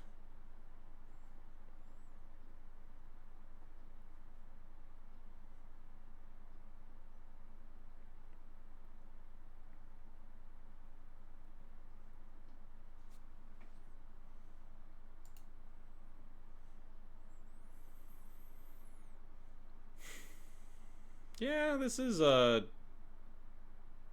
this is just a turn 2 1 ring. Never mind. Yeah, this is fine. Turn 1 Chalice, City Chalice into Mountain Spirit Guide 1 ring, go from there. But this is what I'm talking about. This is like, this hand definitely functions worse off of City of Traders, but I think the 1 ring is just busted enough that it doesn't matter. We could like play it a little bit safer, Mountain Spirit Guide Chalice, and then like hope to spike something into like another land, but I think just force check into force check is pretty good. Unless my opponent's on, like, Eldrazi, that would be a little sad for me, huh? What's happening today? Both of my opponents have moved to discard so far this prelim. Just turn 1, go to discard. Okay, some sort of reanimating strategy. This is just the 1 ring. There's never ever Fable. So we go down to 1 mana, we have a Fable, we attack to 2 mana, we have Spirit Guide for 3 mana, we just want to draw 8 billion cards.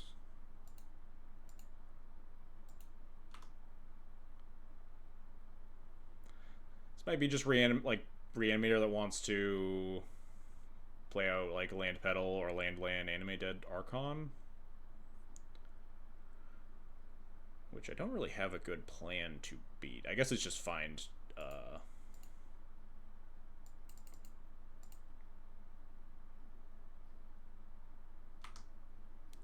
Bombardiers and we throw the ring at it. Or throw a Fury at it, or stuff like that.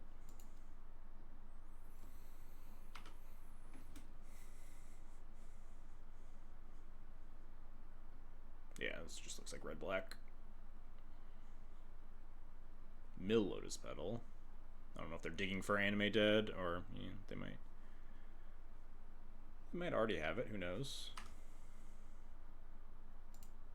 Land? Alright, well, at least we hit our land drop, huh?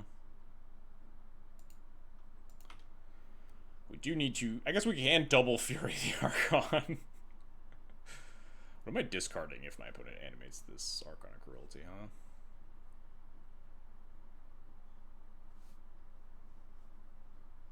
Personally, I wouldn't keep the go-to-hand size hand with only a tap land. I mean, they might have just had, like, Petal, Dark Red, Entomb, Animate Dead, right? Or Exhume, who knows? This Chalice on 1 might be, like, hard carrying. Unmask. Well, now they can take one of my Furies if that's what they want. They could, like, take it, reanimate. I don't know, if they have a reanimate, they're just gonna reanimate. Alright. Not dead yet.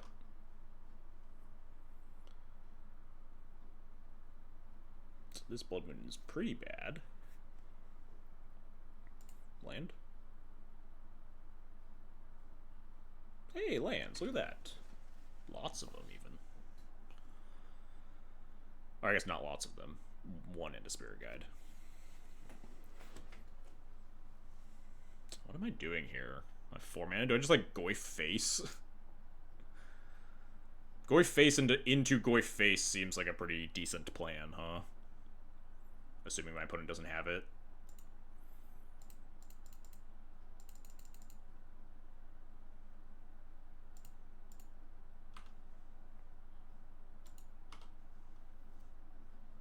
If we have to sack the Goyf, so be it. Do have to be a little bit. Okay, they're just dead. Nice. Good job, Chalice of the Void. Carrying as always. We could consider cards like Disruptor Flute or even Red Elemental Blast in this matchup, given that we didn't even... There's a chance they have, like, the show and tell sideboard stuff, but don't think I'm necessarily concerned about that until after I see it. Disruptor Flute's a tough one versus Reanimator because there's no, like, single... I guess on the play, at least, you can just, like, slam it on Entomb a fair amount of the time. They can still, like, cast Faithless Looting, but...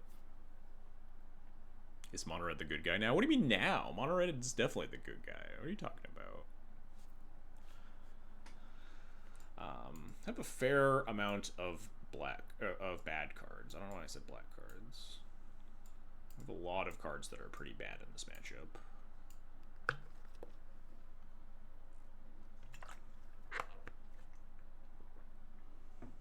Now, which ones are the ones that I don't want?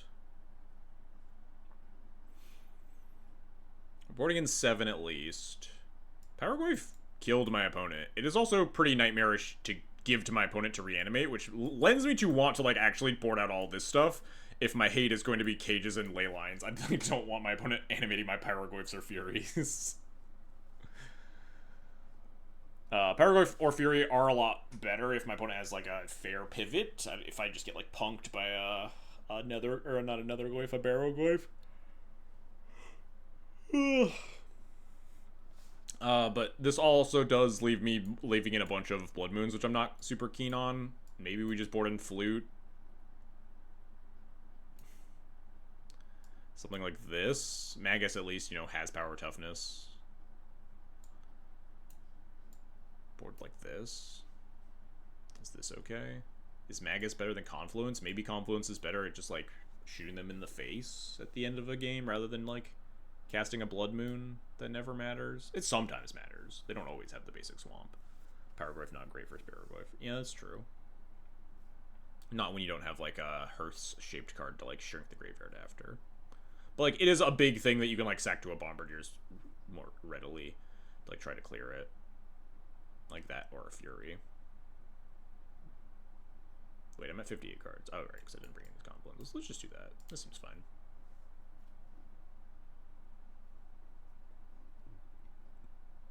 Let's just leyline him. Well, this hand just sucks straight up, so easy enough to mulligan.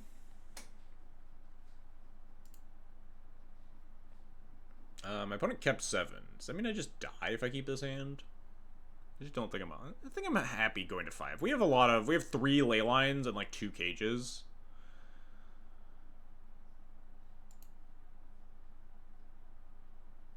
Like these ones, yeah.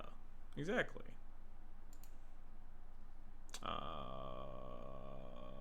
Bottom City of Traders, second cage? This seems fine.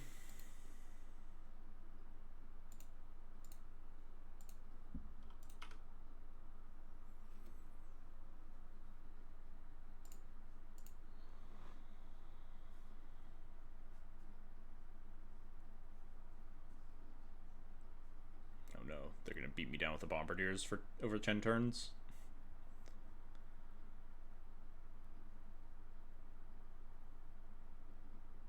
Let's see if it works out for them. It very well might. We have a decent number of answers to it, but...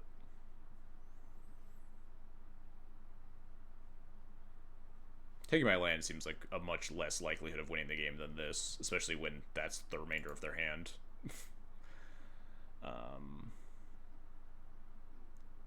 Wondering if there's a reason to not play this Sundering Eruption. Pitch it to Chrome Mox. Not really. We just want to draw a lot of things. Play my tap land. I don't think I need to cast this cage either. Taking 3 damage, taking a turn off their clock seems not something I'm super interested in.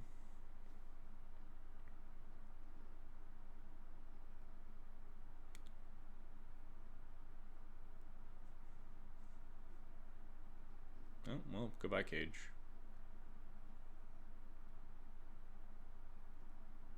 Oh. Interesting choice. Oh, that's a good answer for broadside. We have a lot of answers to bomb, but yeah, Dead Gone, Shatter Skull Smashing, other Bombardiers, 2 blockers, like Fable.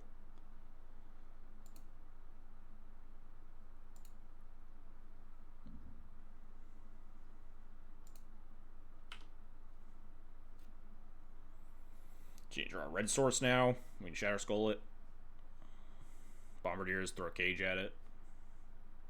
That wouldn't be super exciting because they could reanimate it again. Hey, second red source. Potentially.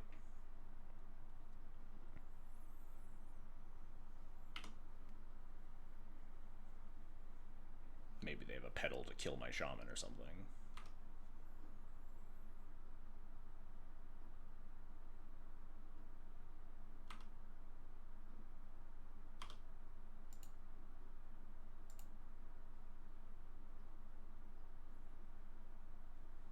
This is just better.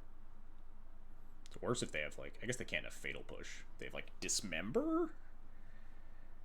Why not keep Cage instead of in case of Fable? Because all of my answers to this Broadside Bombardier are killing it, or most of them. I could also, like, bounce it with a Dead Gone, but I don't want them to just reanimate it again and continue to try to chip away at my life total.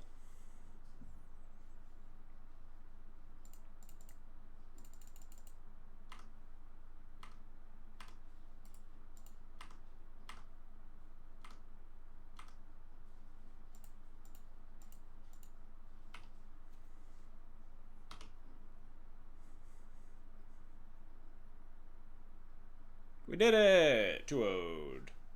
Why did that first... Why did that first one go so fast? Am I allowed to sign up for the league? The first round went so fast. Let's just fire it off. It'll be fine.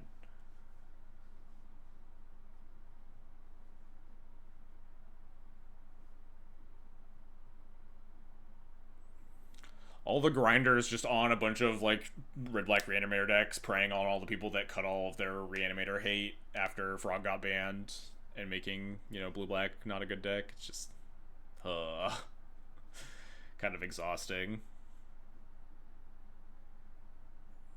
Good thing we brought our ley lines, huh? We did not bring them in the league, unfortunately, and then queued into one of the grinders who was also bored and playing a league while waiting.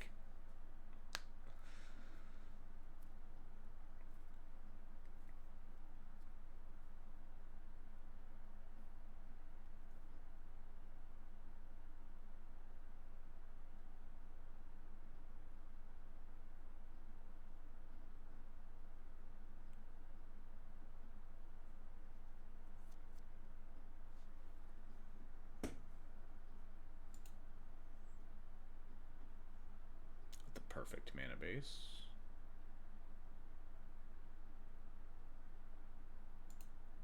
I think this is weirdly still kind of a keep, especially if my opponent is actually on Tess.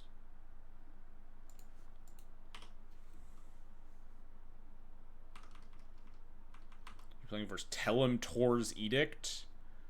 You're gonna have to give me the text on that one.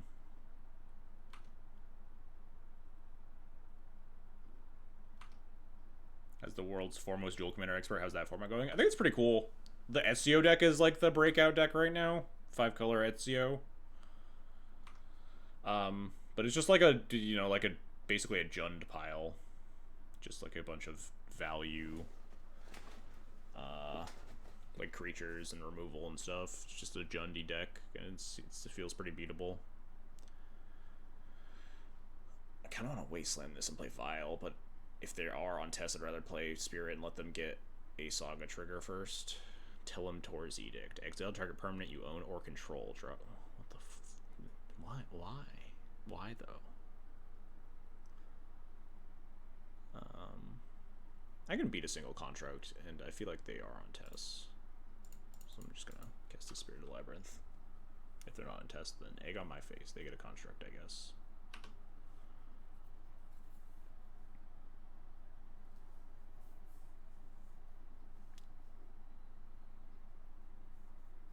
This feels like test to me.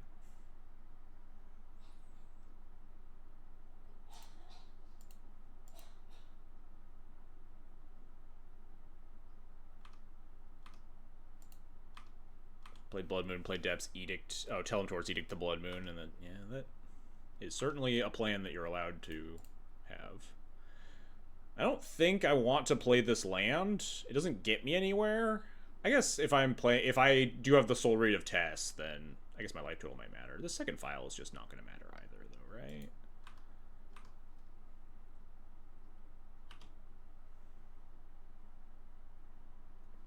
Surreal? What is this? Is this Tess? I just never know what Tess mana be. Okay, this has to be Tess. Urza Saga, Underground Mortuary, Brainstorm. This could only be a Tess mana base.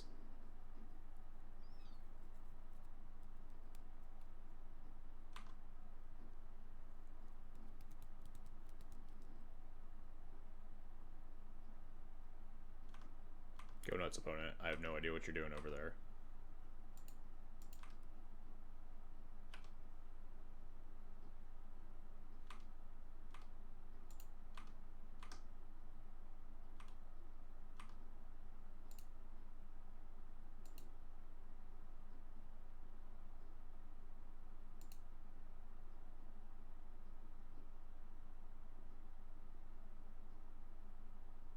Figure if there's ever any world. No, there's more of a world that I want to cast Recruiter next turn for, like, Bowmaster or something.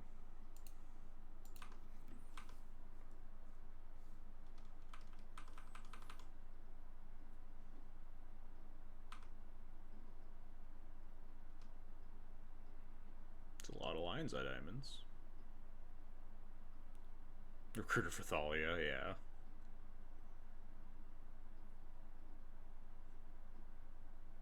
Recruiter Wisp the Enchanter. I mean, that's not something I can do this turn anyway. I could recruit Black Source, but then I'm tapping 3 anyway. I love a Storm player that goes LED pause. It's like my favorite. It just is so funny to me. It's just like, what was the plan? We had a plan and then suddenly we didn't. What happened?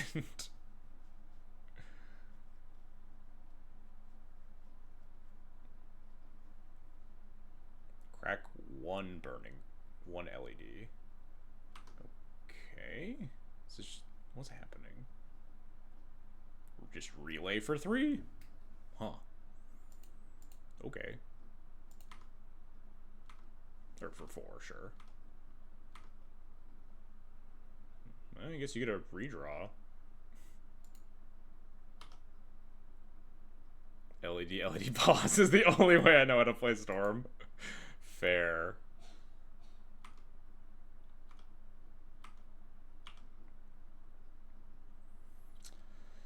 So we can't cast anything else. We might as well Emperor, because there might be some, like, Gaia's Will fuckery, in which case I think I want to exile the Lion's Eye Diamond, because the only way the Gaia's Will goes on the stack is a second Beseech. So I think Lion's Eye Diamond is the best card in the graveyard. Not that this matters a lot, I don't think.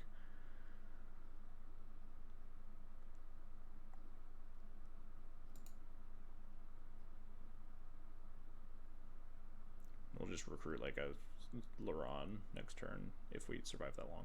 Hello, Moto? Moto, please come back. Stream working, right? Yes, alright, cool.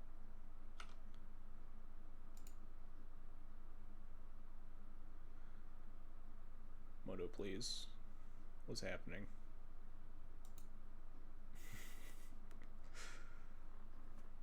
Googling how to hold priority. Okay, that is fair. Yes, that is actually fair. I've fucked up holding priority before, so, like, being very careful about holding priority is definitely understandable.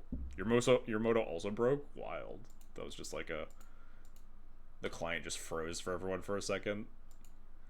I guess I'm just gonna exile this LED. I don't think it's going to end up mattering. Hiya.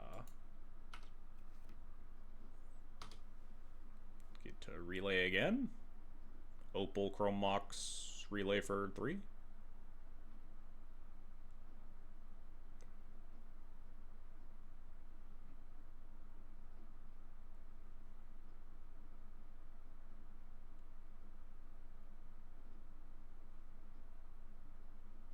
Besiege, terrifying.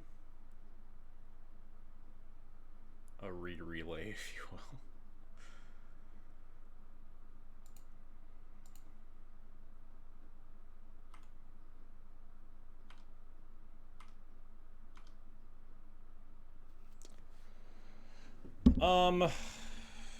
Do we just have to get Bogart now?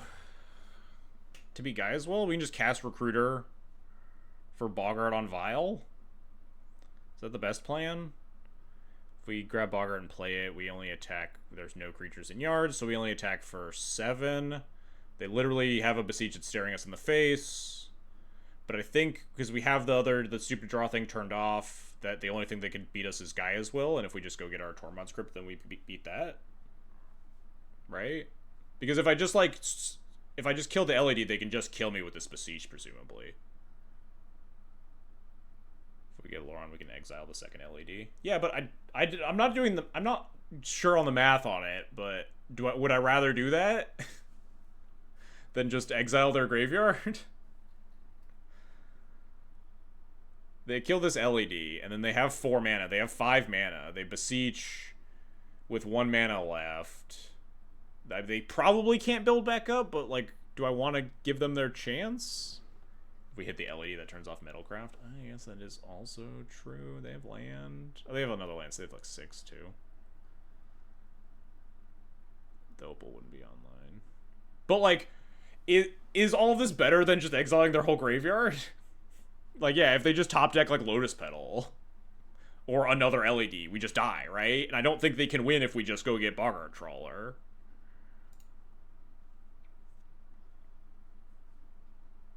Because they, yeah, I mean, that's the long and short of it. Do we die? If they top deck LED, I think we do. I haven't mathed it out, but actual Tendrils is exiled. Yeah, I guess we wouldn't die. Because they would also need a Burning Wish. No, they could, like, Besiege into, like, Burning Wish. They probably don't have enough mana for all that, but, like,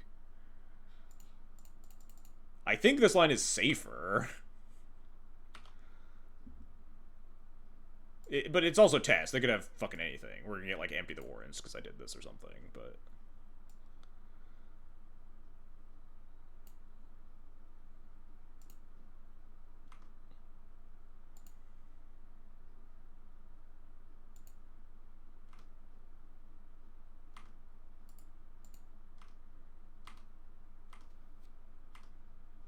Yeah, I think we would still beat Empty, granted. But there might be, like, some random bullshit that I'm not playing around that I'm gonna get killed by here, but I don't think there is.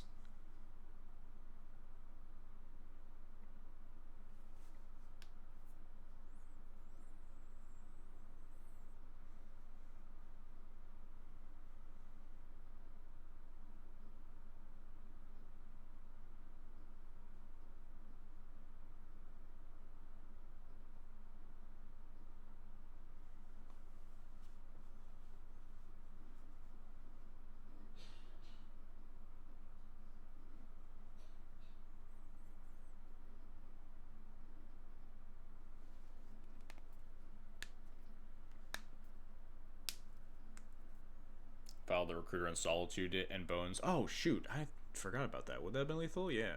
It's 5. Would have been exactly 5 points. Yeah, you are right. Violent for Trawler, play Trawler. I was thinking that we didn't have anything. I literally said that, like, at the start of that turn, is that we didn't have lethal because we were missing an Emperor, but you're totally right. I missed my Solitude burst damage. Upgrade Bones. If we recruit... We Violent Recruiter for Trawler and shock in the Trawler as a land. And then just pitch the Solitude, target nothing. Pitching Plow.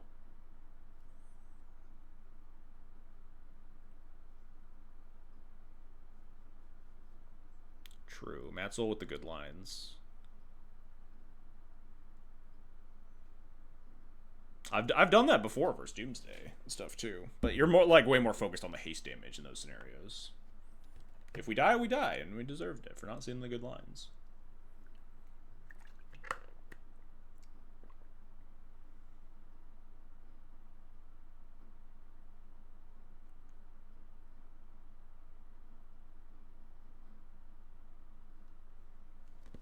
Beseeching.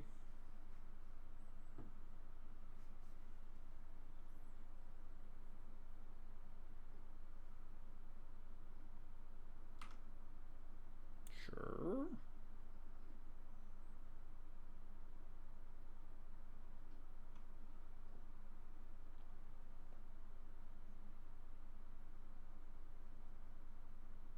I find it really funny that I guess they couldn't cast the brainstorm anyway, but like they have the opal on for blue source, but like their like brainstorm mana base of Underground Mortuary, Badlands, Chromox pitching a Veil of Summer.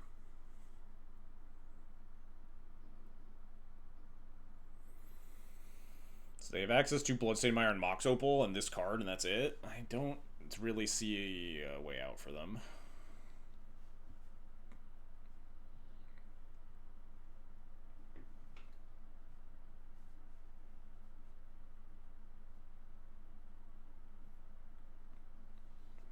But I think the average test list cannot beat Instant Speed Graveyard Hate plus Spirited Labyrinth in play, plus like from the position we were in. I think we were pretty safe there. Needle doesn't do anything, right? I'm supporting these guys. Does Tess even have Empty in their deck lately? These guys gotta be Stone Rains, right? Just board out all this stuff, board out all their fucking removal spells. Board out 4 more cards. And some member of Emperor / Overlord probably. Just check the website. I'm not gonna fucking check the website for a league. I think Pithing Needle does stone nothing. I think we can maybe talk myself into Engineer here.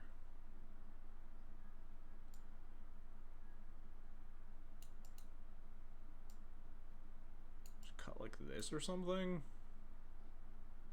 Maybe even mix Felia in terms of cuts.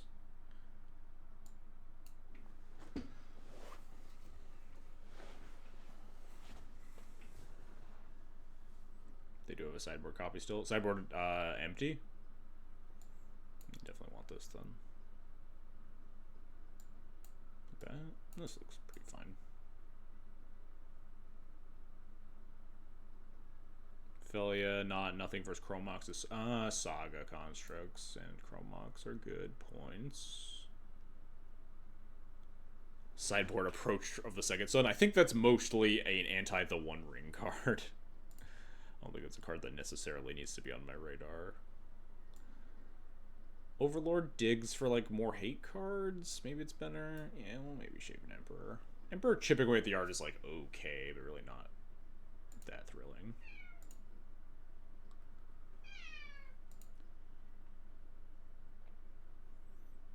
This hand isn't very good, huh?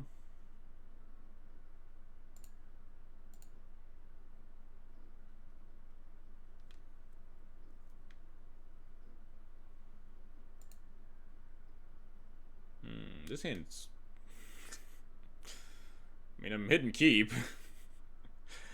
I think I bought him the third Thoughtseize? Is that... That seems right here. Hopefully we don't just get turn 1. Oh, none of my cards really beat Saga constructs. Unfortunate. Oh, maybe they're just turn 1ing me. They just pitched an Echo, so they're definitely just turn 1ing me. Alright, cool. None of my decisions mattered. Excellent. This is a good follow-up hand. I mean, it's not great. We're still... Maybe they'll just... Oh. It feels like this always happens. My Storm opponents just echo and then don't kill me, ever. You finished your match. Were you last match? Oh, fuck, you were. Alright, we gotta play fast. God damn it. Let's just Thought Seize, and then top... No, let's just Deafening Silence, and then top deck White Source to kill the Saga.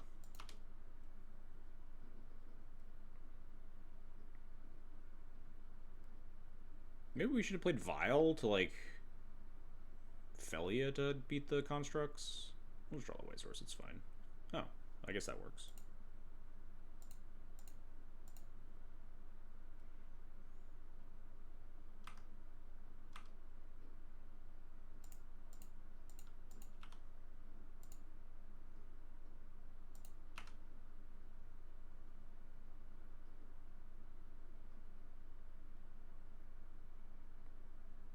Gamble.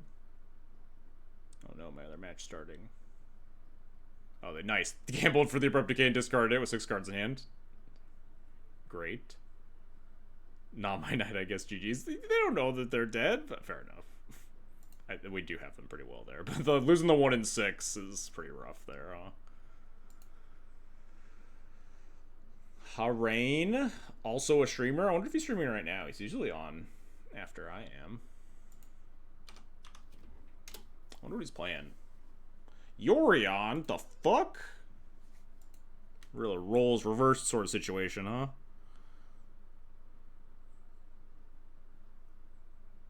How fast? I'm debating if it's not too late for hot chocolate. There's still like 2 rounds left. We got plenty of time. You have like an hour minimum. And this hand sucks. This hand also sucks, but I'm on 6 cards, so maybe I keep versus Yorion. And bottom a land. Do I want hot chocolate? No, I'm good. Bottom Bombardiers. Bottom around the play.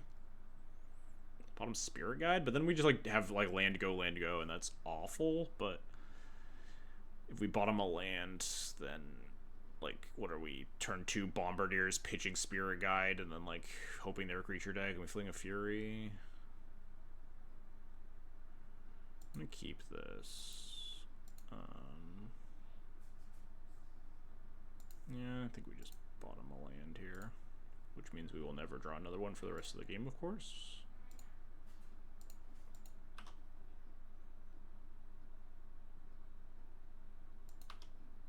We use Spirit Guides to hardcast Fury. Not super keen. I guess a lot of my questions are answered based on what the fuck he's playing over there, huh? That's pretty good. Let me take those. It'll definitely resolve. Oh, no, that just resolved. Yay, look at that. We did it. We did the thing. All according to plan. 100% calculated. That's why we keep the Spirit Guide, folks.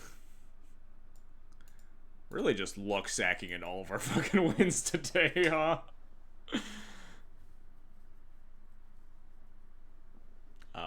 I'm just gonna assume, I don't know. Like, Harain has some amount of range. I assume just like a Stifle Knot thing until he revealed Yorion. Maybe it's just like a Yorion control deck of some kind. Who knows? We'll board lightly and then figure it out more as we get into the other games, huh? It could be like a Yorion Nadu deck, yeah. Certainly possible. I think Pyroblast is going to be good versus almost all the Hedge Maze decks, at least. If like he's for sure on Nadu, we could like talk about these other cards here, but I think most of my cards are like probably fine. What do I not want here? I would trim Furies if I expected regular, like just some sort of weird Yorion Beans deck, but if everyone's assuming Nadu, which is like a pretty reasonable assumption, then you do kind of want these Fury cards. Someone tell WotC that D&T doesn't need Yorion anymore, so they can finally ban Companion. As a Yorion fan, I kind of wish that they just, I would not shed a single tear if they were just like, you know what, we're sorry. Killing every Companion, every format. Sorry, all you Umori fans out there, you Obosh fans, just get this shit out of here. Does any Nautilus run the tap lands? Yeah, all of them do. The Elf stack probably doesn't, but the other two do. The tap lands are just broken. I don't know if you've played with them, Mats, but the tap lands are just extremely good. Almost every deck with fetch land should be playing at least one. Anyway, we didn't really figure out a sideboard. We just kind of sat here and chattered. I'm just going to do this and call it a day. Lutri can say, nah, fuck Lutri. Get that shit out of here, too.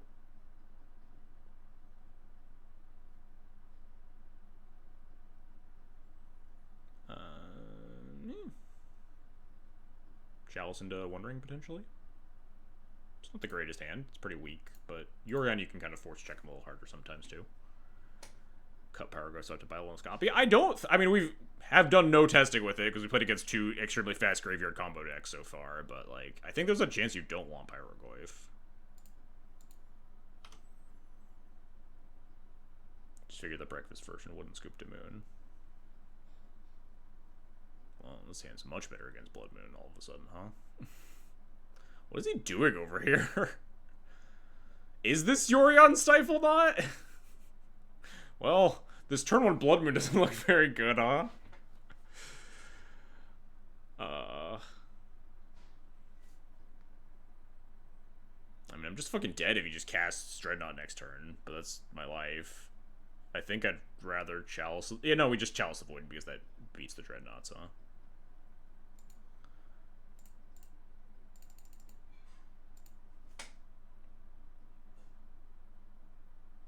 Daze me.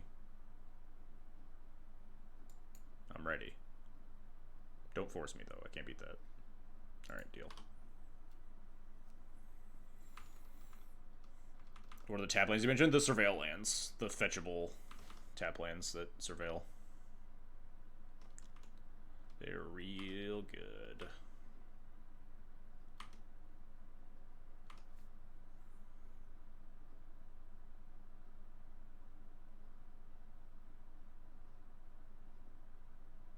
Invest 2 Spirit Guides, invest a City of Traders. I think I invest a City of Traders. It's better if it gets forced.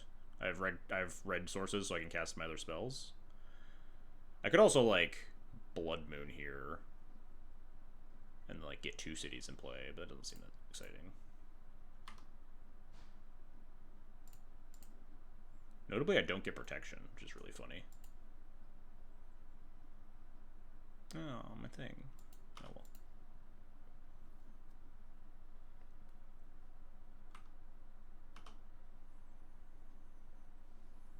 Draw Fable. Be nice. I might just cast Blood Moon if we draw a land now, just so I can have a mana base.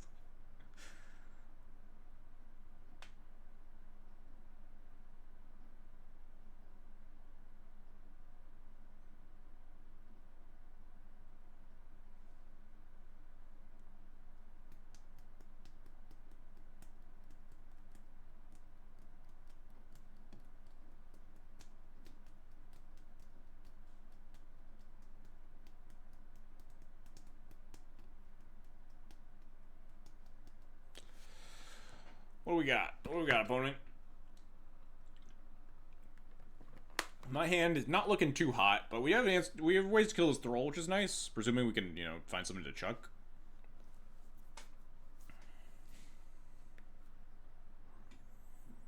But this Thrall is a pretty slow clock, and Chalice is keeping away the really scary Thrall card, which is obviously Dreadnought.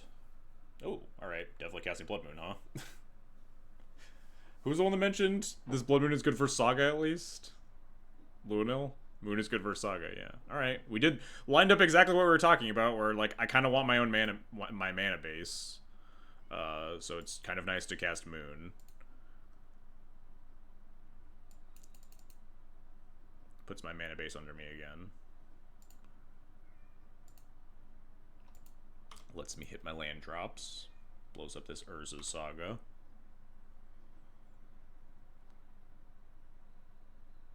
Nice Wasteland.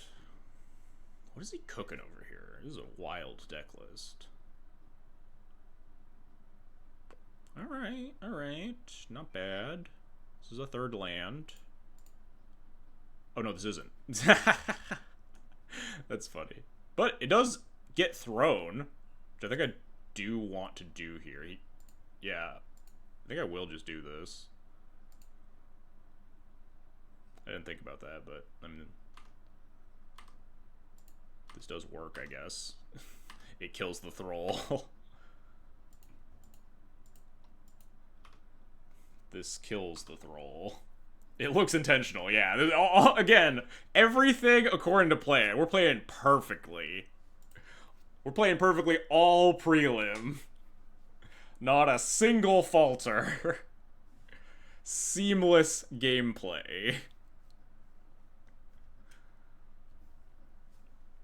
I just don't even want to start the fucking the D&T matches because this prelim is just going like incredibly fast. Every time we like finish one game and it's like, oh, next round starting.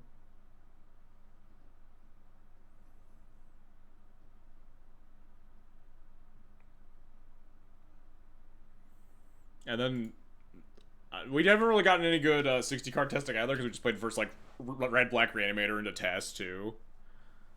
I'm in game 1 and my win con is attacking with my opponent for 1 for the next 13 turns. That was my opponent's win con and it didn't work out super well, but best of luck. Let's see if I can find what Harain was cooking. Is he streaming right now, actually? Let's see if we can just hop into... He is streaming. Yorion Stifle, not prelim. Fair enough. Yeah, I definitely got... Chalice, assuredly hard carried there.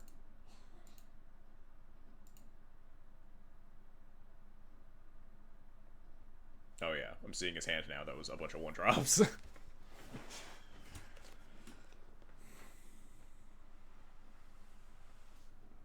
Saying I have time to all right, fine, we'll play the third match of this league. If Adam finishes his round in 10 minutes, then he's gonna have to buy me a new league. What we should actually do is the giveaway, huh? We should do the play point giveaway.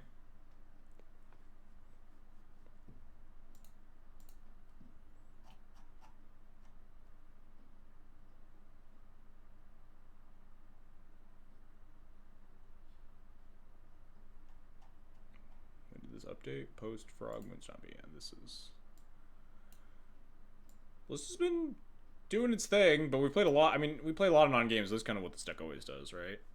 You know, that opponent I played with him here. Yeah, Harain's a really nice guy. He's also, like, he streams. I'm in a Discord with him. Great guy. Go give him a follow as well. He's literally streaming right now. I'll probably raid him if he keeps streaming after I finish. This hand's a little loose, but I think I'm gonna keep it.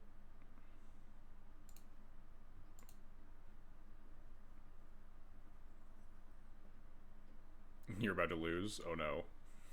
Adam, you gotta win your next 2. Make this round go long. Land? Not a land. We'll graveyard that. We have a bunch of removal. Also makes the bones in our graveyard a little bit better.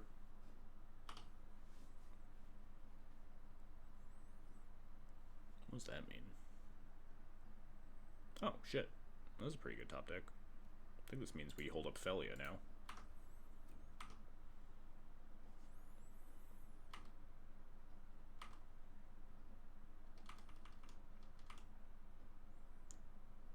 What are you doing over there? KSS Waylander. Island. Ponder, sure. Just a control deck? Some sort of combo, maybe? Shuffle on Ponder. Miss land drop, love it. Yes. Yes.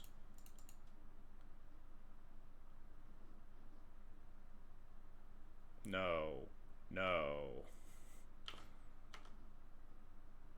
If we draw land 3, we can set up for, like, turn 3, Overlord, turn 4, like, Emperor, bring back Felia, Flicker, Overlord, something like that.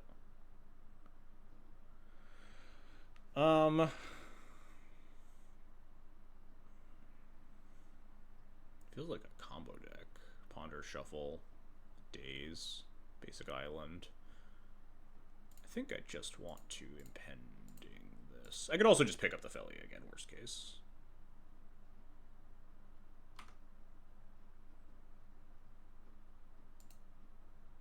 Yeah, we'll pick up the Felia here. I almost want to pick up this Loron, seeing what my opponent's up to over there, but yeah, Sneak and Show definitely could happen. Oh, nope. Just Delver. Maybe just like straight blue-red. Well, got a lot of decent cards. I kind of want to... let's just actually plow this and play Vial. I'd rather the plow get dazed.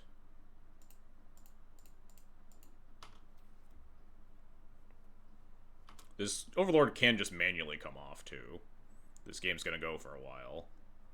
My opponent's playing a fair deck.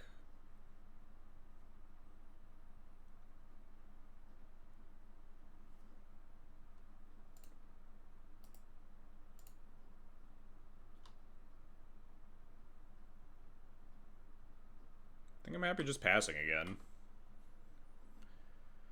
We maybe cast the Felia, we maybe just untap. Depends a little bit on what the opponent does.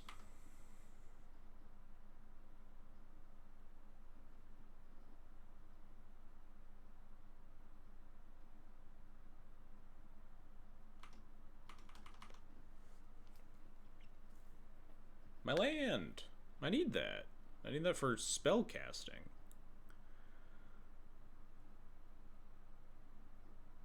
I think I jam this Felia. This Overlord's almost ready to just come off naturally anyway. Fine exchanging it with like a Daze or a Force or a removal spell. Removal spell's never going to play around Vial anyway.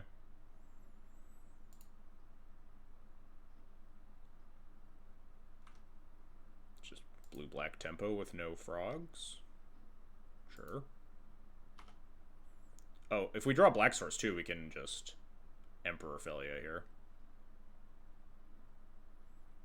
But this deck doesn't actually have a lot of black sources.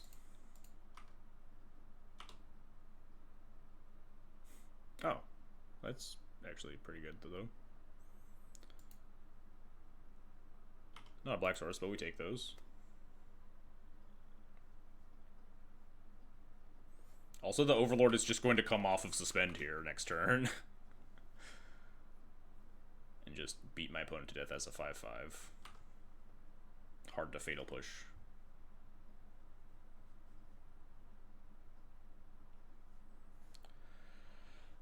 I'm not sure if I want to leave this Vial on 2 for the Emperor or not.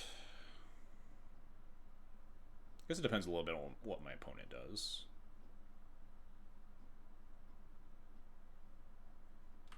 I think if my opponent doesn't do anything, then I want to leave it on 2.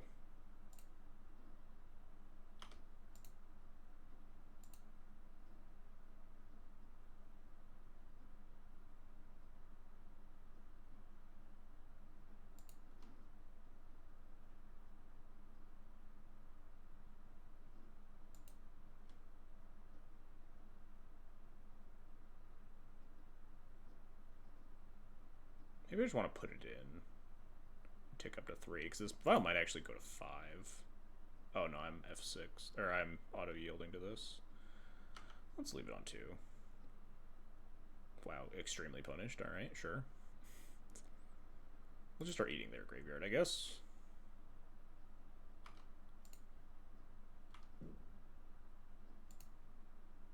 I don't think there's a reason to eat any of my cards.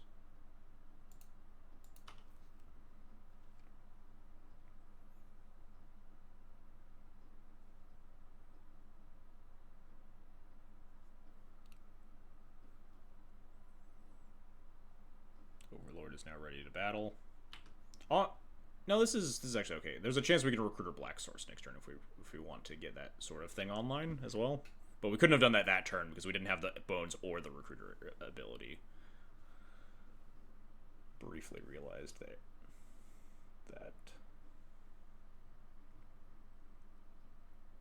But I think my opponent's just in a bind because they're playing very conservative. No, my graveyard! I liked those cards. Oh well. We have plenty of good cards. And Overlord also fuels that stuff.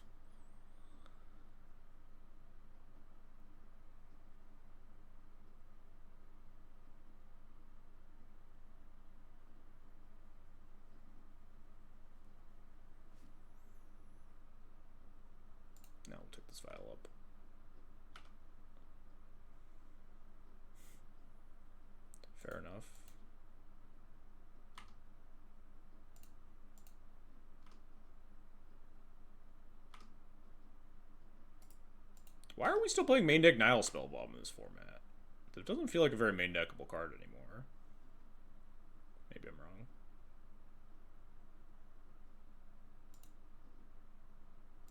Adam, I hope your match is taking a long time. This is Bowmaster? Ambush Viper, my Emperor of Bones? I just don't care if that happens.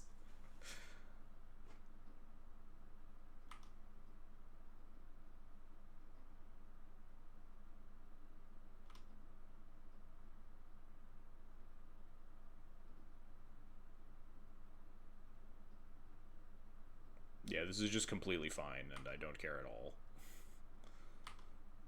I'm just gonna Flicker Wisp my Overlord. Oh, sure. Guess we get back Ophelia.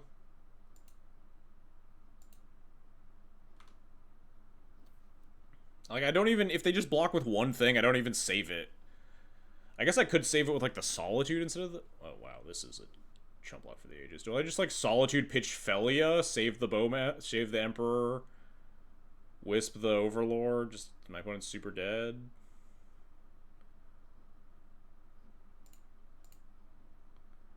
Yeah, why not? I think all roads lead to Rome here. I should just play fast and try to get to a game 2.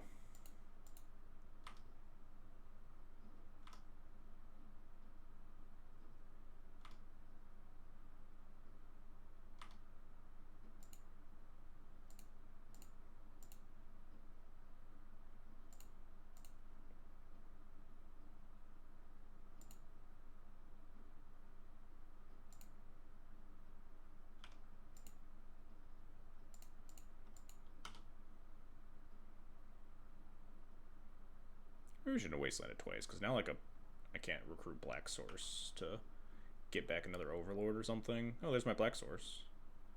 I'll grab Solitude for now. I don't think it matters. I think my opponent's dead, as long as I don't deck myself here.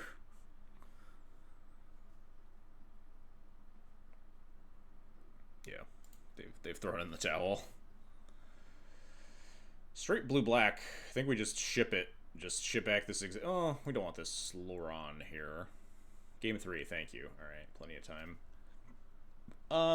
White Orchid Phantom's not very good, though. Engineer is, like, not very good either.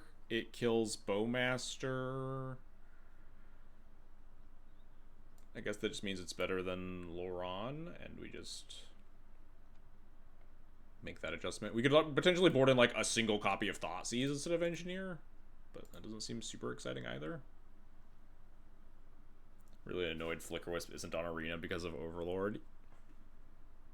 Is Felia on Arena? Didn't they put, like, a bunch of the Modern Horizons 3 cards on Arena for no reason? Or is that MH2 cards? Do we keep this?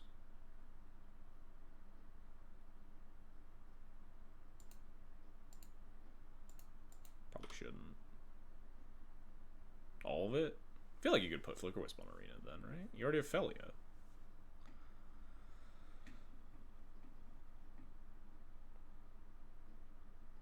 Am I the only person? What defines a mid-range deck? Oh, my opponent rolled a 5. Wow. Hopefully they don't have Land Delver Days.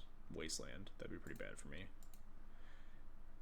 This deck really wants a better mana. This deck feels like it really wants a better mana base, huh? Okay, that's fine. 4 Soul of the Vial when I have 2 more vials is great. Don't flip also would be great. Yep, big fan. Big fan of that. Less big fan of that. Let's have them not flip and then we also find Engineer or something. Oh no.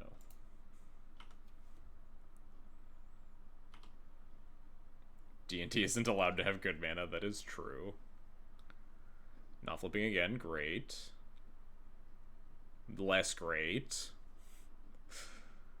Might be going to a game 3 versus this Mold-a-5, huh? Unless if we don't find a white source like this turn. Oh, thank God, white source this turn.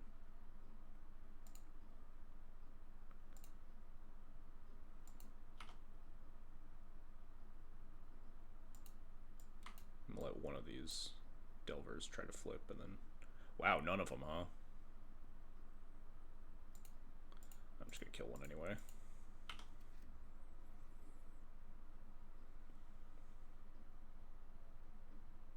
Be the sickest bluff. I should have let all the triggers happen. What if they just flipped the other two?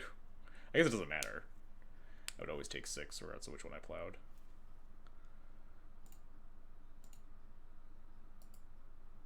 Let's draw Solitude. Dang. I think I just Emperor here as much as I want to Spirit. Emperor clears up the Nethergoyf nicely.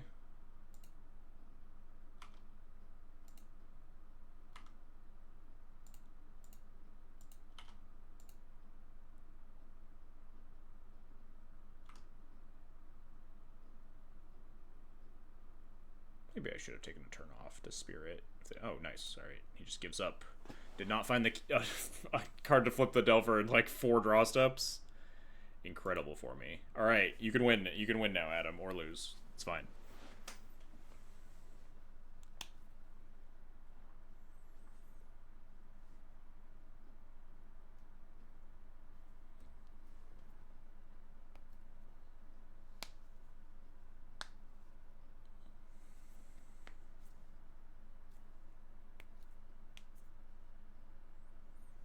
Someone remind me to do the giveaway before I turn off the stream, or I will absolutely forget to do it.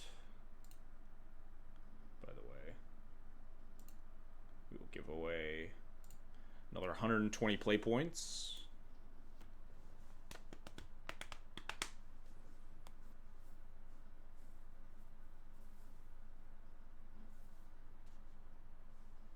Yes, to give Adam specifically. We should know. I mean, if I'm gonna rig it, I would give them to Tunneling Cat to pay her off for helping the prelim fire.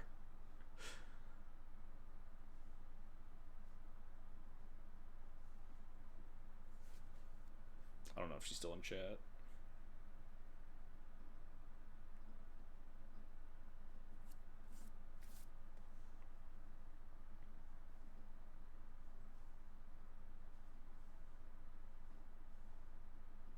Just nobody else enter. I'll give you 2. I don't know. Wait, can I can't enter my own giveaway, can I? In terms of like, I can't type. Would I be able to select myself if I say the buzzword in chat? I don't actually know how the bot works. Can I enter the giveaway that I create? Or am I required to lottery them, or can you literally just pick someone? I don't. I'd have to read that to make sure, but you can't just pick people. No, because people do like Twitter giveaways with the codes where you're just like, oh, I'll pick my favorite comments of like who people reply with like the coolest deck lists or whatever and give away the codes to those people. So yeah, you're allowed to do whatever the fuck you want. You can definitely just pick people.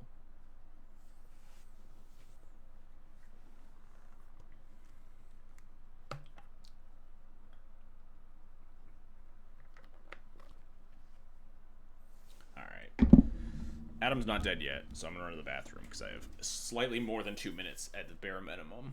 Maybe we should just do the giveaway now, huh? Man, I need to pee. I'll be right back.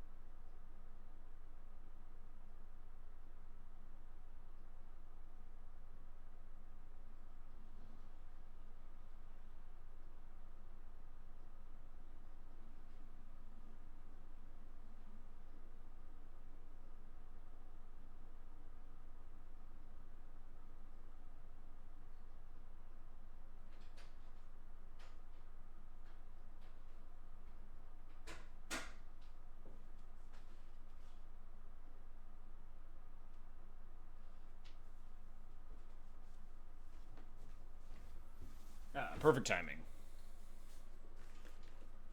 You won? You did it? Good job, Adam. Proud of you.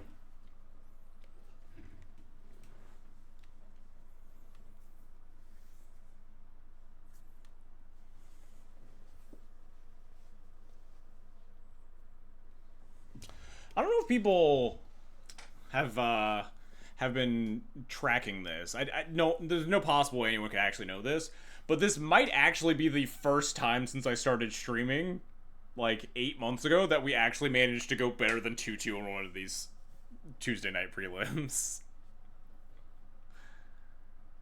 I don't know if I ever managed to 3-1 or 4-0. That's not true. The one we 3-1 the Honorog one quite recently, right? The one that we needed to get a qualifier point for the Honorog event.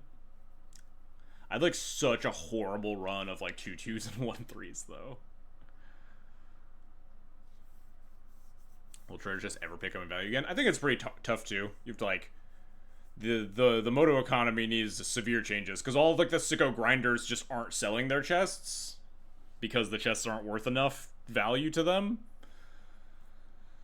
So like if they do anything that boosts the chest price, there will just be a massive flood of supply and then the chest price will just plummet again. So I would be surprised.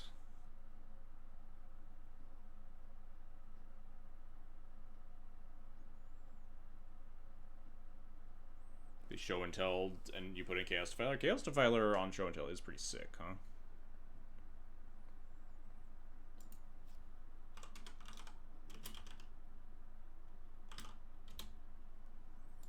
Mental misstep. My not arch nemesis, but person who beat me in the qualifier, in the showcase qualifier. Arch nemesis definitely Wonder Pro. Will qualify as a super MTGO grinder. I don't know. Do you have like 10,000 chests? I guess it's a self-fulfilling prophecy. If super MTGO grinders have a bunch of chests and you need a bunch of chests to be a super MTGO grinder.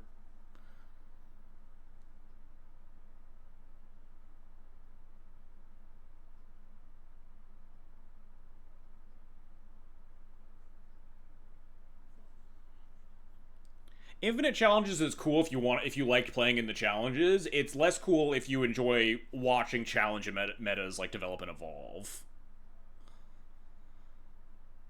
This hand seems pretty bad. It's got turn 2 Blood Moon on the draw. I don't know what he's playing. Oh, this hand is much better.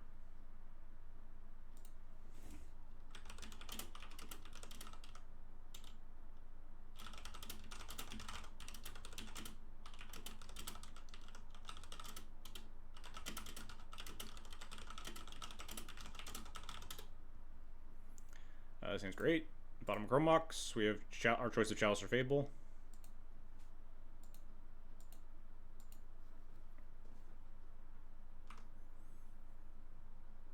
He's usually up to some blue stuff, probably like some Nadu. I think I'm going to like Chalice Pitch Spirit. Wait, oh, I actually don't have other lands. Like I say, yeah. I was gonna say Chalice Pitch Spirit. I'd play land Chalice of the Void, but oh, I think we just jam the Blood Moon while the getting's good. Pitch the Spirit Guide.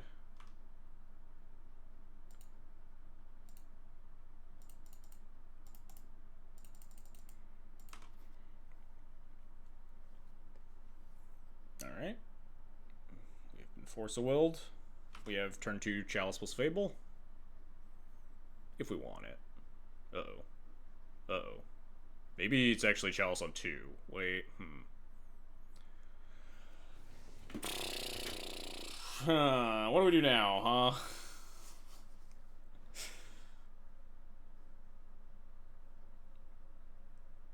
If we Magus, the fetches basic island, we're soft to Nomad or Cephalid. If we Chalice plus Fable, we're not doing anything. Worse off to Cephalid or Nadu. So I think it's got to be Chalice plus Magus at least shut off the Nadu part of the deck, and if we get hit by Cephalids, then that's our life. It does notably like put us down to 2 mana, so we can't actually follow up with Fable without drawing mana, which is a little bit awkward. Does Chalice want to do anything to Cephalids? I mean, it turns off, well, with the Shuko in play, less, certainly, but it still turns off their cantrips and Source of Plowshares and stuff. We can't get the Shuko off the board in game 1, so it's less good, because if we had got it down before he had Shuko in play, then we turn off, like, their ability to put in the combo without Urza's Saga. We could also hold the Chalice and try to put it on 2, or put it on 2 this turn, and that stops Cephalid and dies to Nadu.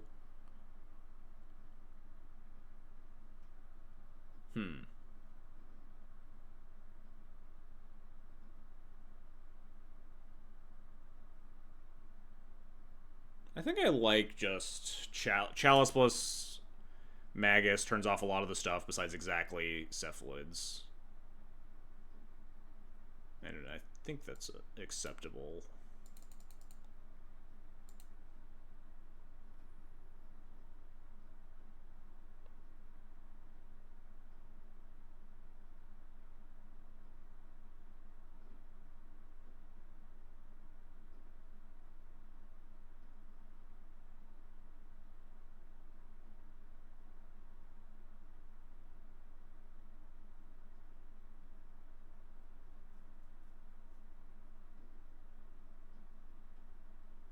Really want to rip a land like exactly next turn. This plan is a little bit anemic because it's like the worst in terms of clocking my opponent afterwards, so it gives my opponent a lot of time to find a Cephalids, but also doesn't give him a lot of resources to find the Cephalid because of the Chalice of the Void. Inability to cast any cantrips.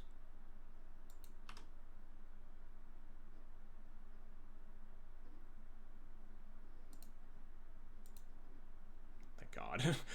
Always get so nervous as soon as start putting a 2-mana spell on the stack there. Alright, well, it's not a land. We will wait.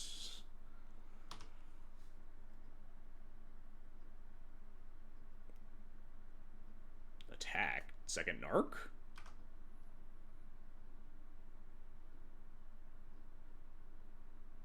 Oh, no, I'm just dead. Cool. It was just on the top of his deck. Let's see if there's anything fun in here. This combo does not take a long time to execute. So I just want to see what he's got going on there. He's got the stock-ish list lately, which is no therapy, and you have Memories Journey as the backup plan. Or is Saga Prismatic Ending?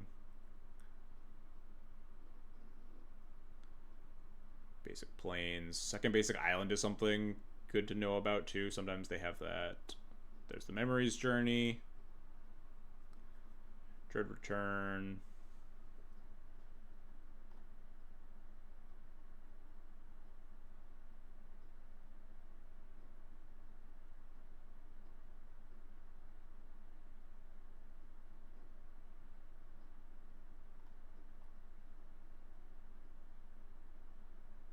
Bauble, I wonder if it goes back. Is Bauble the reason they started doing this? I don't actually know the reason. Wait, you just didn't mill at all? Unfortunately, I have literal no ways of possibly like, I can't like kill the illusionist or something. But like, what is that about?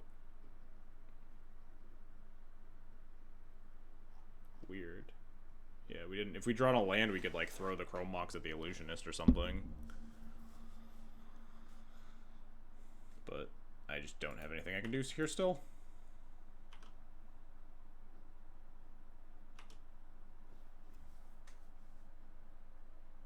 Yeah, I get the Bauble counter Dread Return. I guess that's why the Memories Journey was part of the plan, and like why the Cabal Therapies got worse. Because you couldn't combo into a Vexing Bauble in play. Weird why he didn't... Confused why he didn't kill me. What's happening?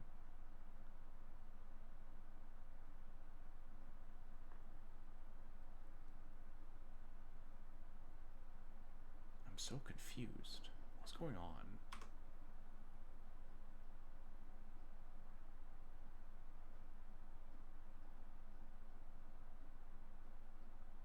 Oracle in hand? Oracle in hand plus Blood Moon? We still can't kill him. But he just, like, realized that he doesn't have the kill? And he was trying to, like, find second Narc for, like, more clock in play or something? But then he got low enough that he's like, I actually can't mill more?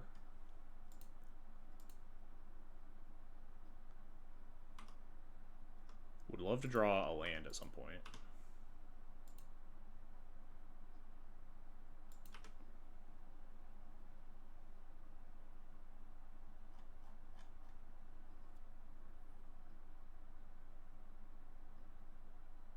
Would love to draw a land at some point.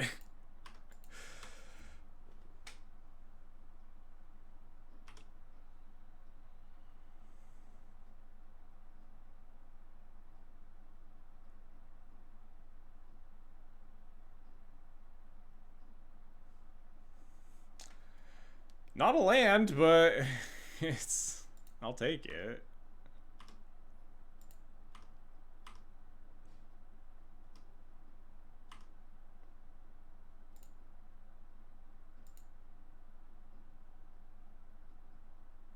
He's a pitch of Fable. I don't think it really matters here a lot.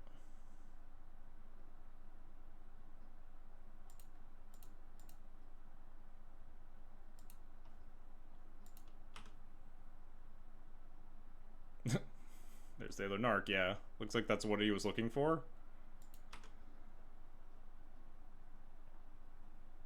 He decks before I die to combat damage.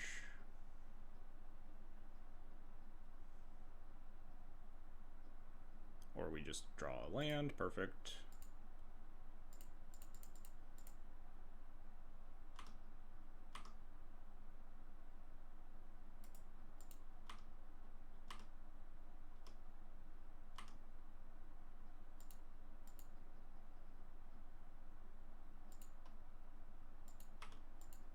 This is just still lethal next turn.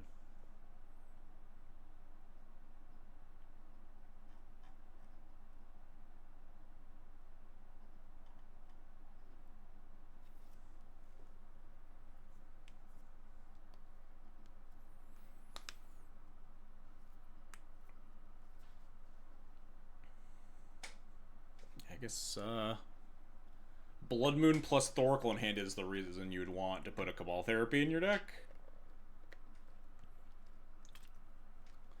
We didn't see Second Island, I don't think. I think a lot of these lists are just on 1-1, not 2-1. Just another fun, interactive game of Magic with mono red blood. Yes. Fair, balanced, regular Magic. This is, you know, my opponent casts spells. Look how many cards are in their graveyard. They took so many game actions. They're boosted on duty. Oh yeah, because we did have Chalice, too. That's actually really funny. That we actually just had the hard lock on Thoracle in hand versus Breakfast.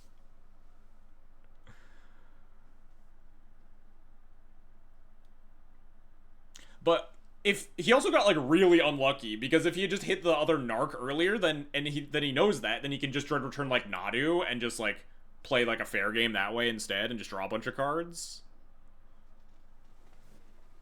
And then I probably can't beat, like, the 3-4 that draws 2 cards every turn, and eventually finds, like, more creatures to put in off the basic island, and you just draw, like, more Illusionists or whatever. Whatever, we take those. This feels like definitely like a flute matchup, huh?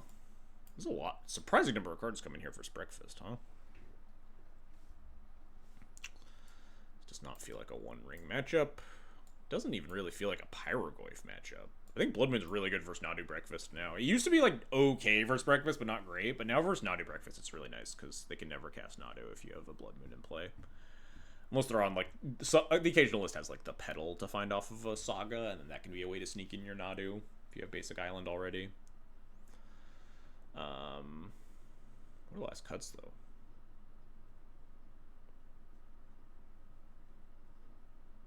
These are all good, right? Yeah. Fiery Confluence is like kind of mediocre, but it's like good enough, I think. But is it the worst card in my deck considering like this 62?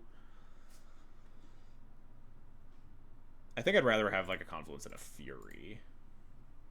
I would argue that Confluence is bad. It's certainly not great. It's mostly because it's like a nice backdoor answer to Saga, which we maybe don't need because of Magus and Blood Moon, but it's like one of the only answers we have to an in-play Shuko, which is a pretty threatening card. We do have Disruptor Flute, so it's not the actual only answer. But Sorcery Speed removal isn't great in this matchup, and that's why I'm like, I think these are like kind of comparably shaped cards. But obviously Fury is free sometimes, which is a lot less than 4. That's planning you'd rather run Null Rod? I don't think I agree. Maybe. Certainly better versus Saga or Shuko that comes in off of a Saga, because you can't Confluence that before they start activating it. I think I'm going to do this, though. I'm not positive, though.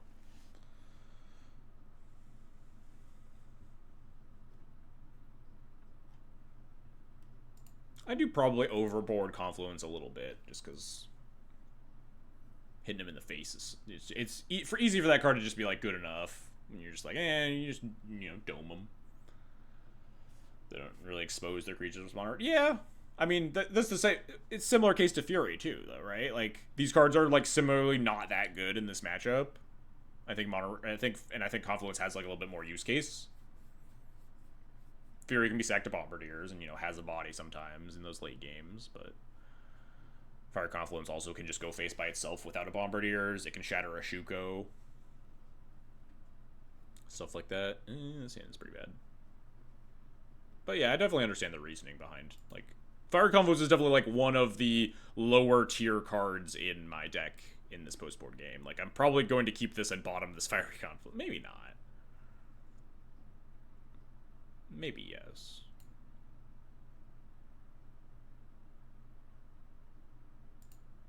Yeah, I think I am, actually. But I also probably would have bottomed a Fury there, right?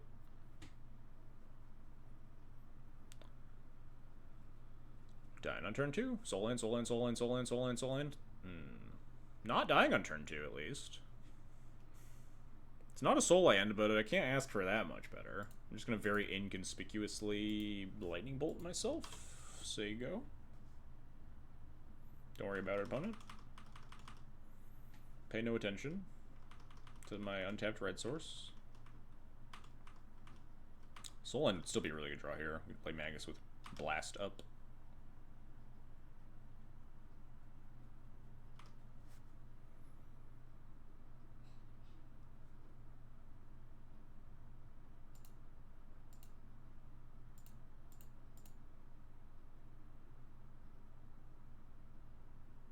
Alright, turn 2 combo plus force, sure. You got it, Chief. Let's see his sideboarding, at least. Hey, there's the Thassa's Oracle this time, he's ready. Maybe he's got the Dread Return hand, I don't know. Let's see, Force of Negation. We get to see if there are any other, like, fun sideboard cards I should be aware of. Daze is actually a card that's like pretty notable. I don't even think we saw Daze, did we? We're pretty insulated against Daze, though. I was kind of hoping he had one because we get the Spirit Guide. Alright, yeah, we are in fact dead.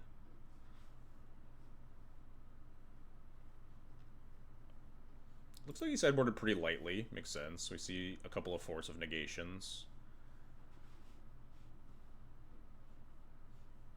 Really good at having Narcomoeba in the bottom 9 cards of his deck. There's the Memories Journey.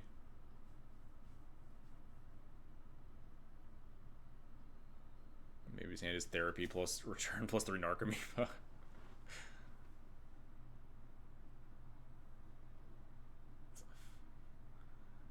Is it just one Daze? Just like the old Miser's Daze?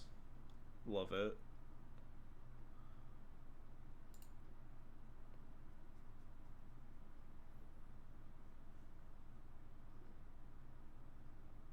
Do I want to adjust any sideboarding based on what we saw that game? Not really. I still don't think Cage is a card that I really want in this matchup. It does stop the Illusionist half of the combo. But I also just don't really like it. Maybe it's okay though. If we have like a pile of blood moons that are good against the Nanu half of the combo, but we're very scared of nomads plus cephalid, then like Cage does fully shut it off, right? Unless they have the guy in hand, because they can't cast the Dread Return or the Memories Journey or get the Narcs.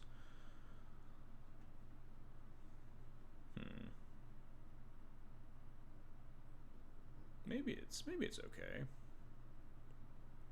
Talking myself into it a little bit. Might be out of my mind with this though.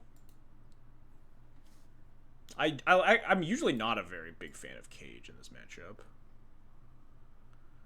Confluence does miss Nadu. Pretty unfortunate. Yeah, maybe we'll just do this. You always chuck a Cage with Bombardiers. It'll be fine. The hand would have won if we had a Cage instead of that Confluence, notably. Oh, well, this isn't his turn 1 Magus the Moon. And Cage. Look, that's the 1-2 punch that we were just talking about.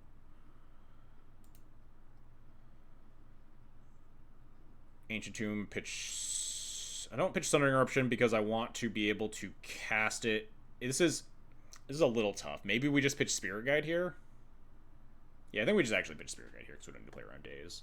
But there's an argument for pitching either land based on whether or not my Magus resolves. But I think this is just a fairly easy Spirit Guide pitch, because we have plenty of lands.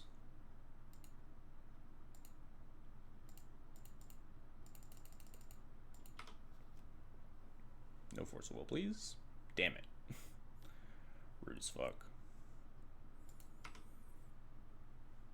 Now we can at least, like, Sundering Eruption, Shatter Skull, kill a thing. Tapland Grafdigger's Cage seems fine.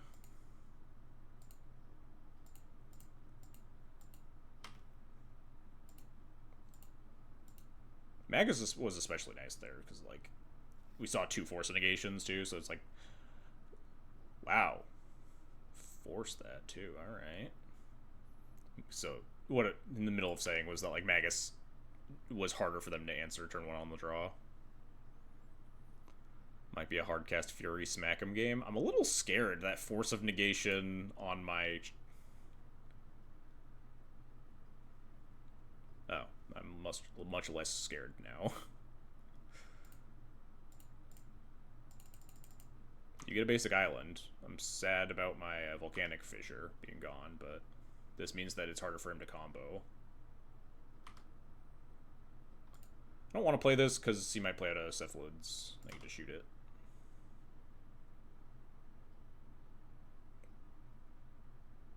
Like that, yeah. Okay, I actually don't think I shoot it. I think I played Chalice on 1 here instead. Because Chalice on 1 just shuts off Shuko. And then I feel very safe.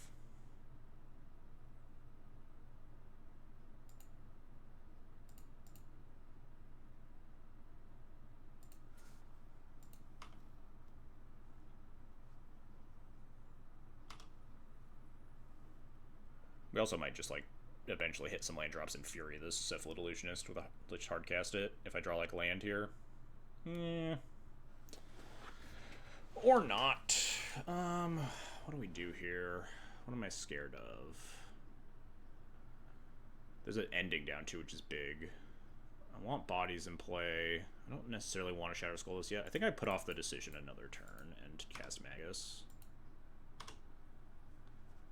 I'm playing with fire a little bit. Oh, never mind. I'm just a genius. We do have to pitch our Shatter Skull now, but I think that's fine. I think we just kill both of these and cast second Magus and just beat down that way.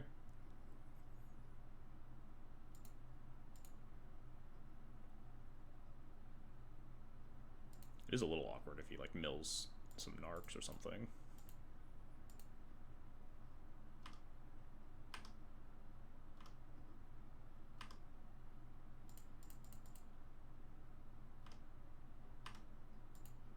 That is 3 Cephalids down, true.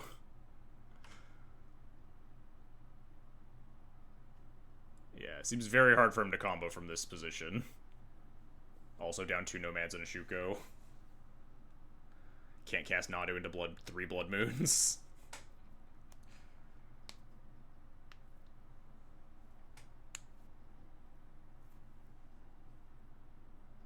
That's a 2/2.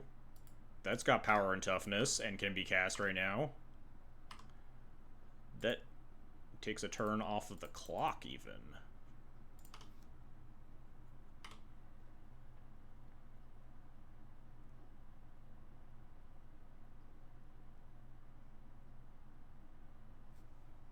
Yeah, let's go. Oh. Yeah, we did it. Hell yeah. 4-0, first prelim back.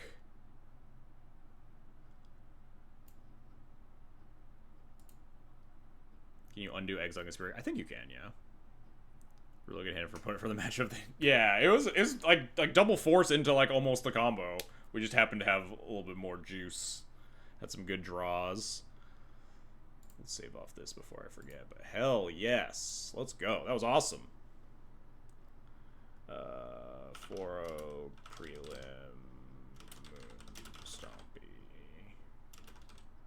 Post frog. Don't forgive away. Yes, we should not forget the giveaway, correct. Exclamation point giveaway. What's the buzzword? I can't do 4-0 because like there's like a hyphen in there and it gets a little weird.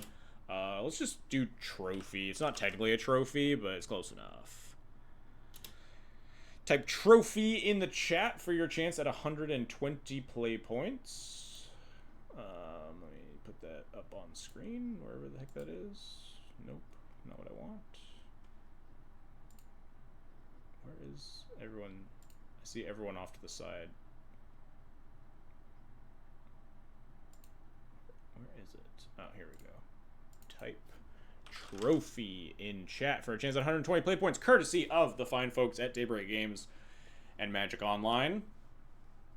Also, everyone say thank you to Tunneling Cat for firing this event. And then we went 4-0 in it. Let's go. Very exciting. 4-0 with Moon Stompy. The list felt good. We had a lot of non-games, which is I know what Moon Stompy is trying to do. But we didn't really get to see the power of the 4-drops. We just saw the power of like casting Chalice and Blood Moon almost every and like our messed up sideboard cards almost every game, right? But like, I don't know. We're doing it. We did the thing. Pretty happy about it. Get your trophies in chat. We'll line up someone. The stream's kind of felt sponsored by Chalice and Magus. Hell yeah. Got massively paid off for like 8 Blood Moon effects. I don't know. Blood Moon just seems like it lines up well in the format right now until people sort out their lists that have a bunch of basics in them. If like Delver converges on like blue-red specifically and not Grixis and has like the basic island, the Blood Moons get a little bit worse. Stuff like that. But like the Nadu decks, Blood Moon's pretty good against them. Especially Breakfast. There's Oops All spells. Blood Moon's pretty good there. What was our other matchup? Yorion, Sifle Knot stuff, but there's obviously a bunch of Eldrazi. I don't know. This list felt pretty good. All of our sideboard cards got boarded in at least once, except the Null Rod, I think. But the sideboard card choices felt good. I think the Grafter's Cage choice against Nadu Breakfast might be correct as Moon Stompy, given how good you are against the Nadu plan. Like, we cut the 4-drop and put it in a 1-drop, and then the 1-drop got Force of Negation, which is just really, really good for us. But obviously that's not always the case. Sometimes the Grafter's Cage will do nothing, right? But alright, any last trophy typers in the chat? I'm gonna see if I can enter my own giveaway, just to...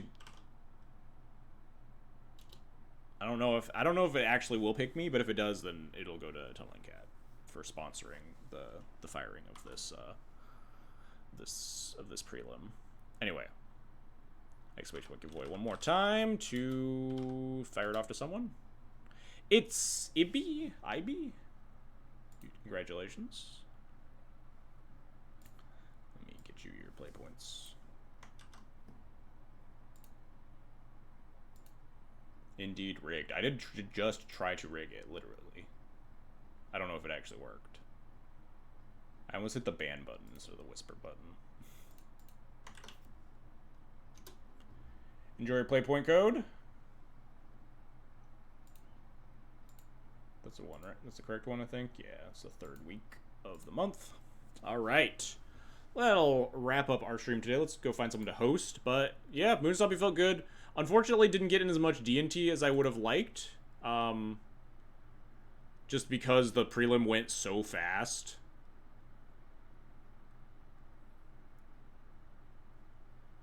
But we'll try some more. I'll definitely be playing more Legacy. Standard is feeling kind of blah. I'm still kind of playing it in the background, but it's not as fun to stream as Legacy is. I'm just like a Legacy fan at heart. So I will probably be mixing in some Standard when I'm feeling it, when I want to like just try some stuff. But until Legacy gets boring again, I'll definitely be like going back to doing some Legacy streams. We'll figure out what it's gonna look like more as we lead up towards like the Pro Tour, and I need like Jam Standard more. And there's not a lot of like Legacy events that I'm prepping for, so I'm just kind of like playing Legacy, just gonna feel out a new format for fun.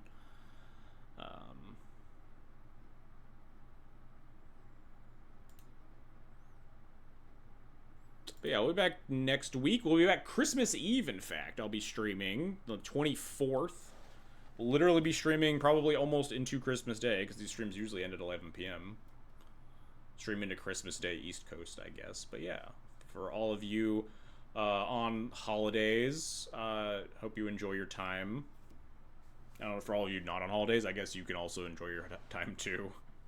But if you want to come hang out here, I'll be here. If you're doing other stuff, enjoy. Let's go find someone to raid. Harain, are you playing more?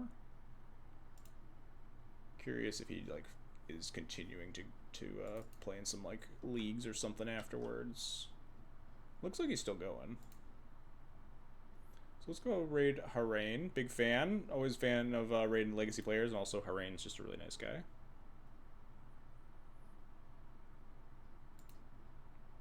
Let's go send him some love.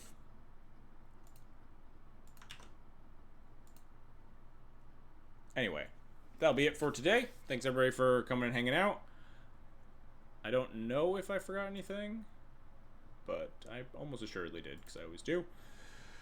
But I'll be back next week with some more Legacy stuff. And that's it. That's all I have to offer you. I have to wait 5 more seconds until this raid actually starts. We'll see you all later.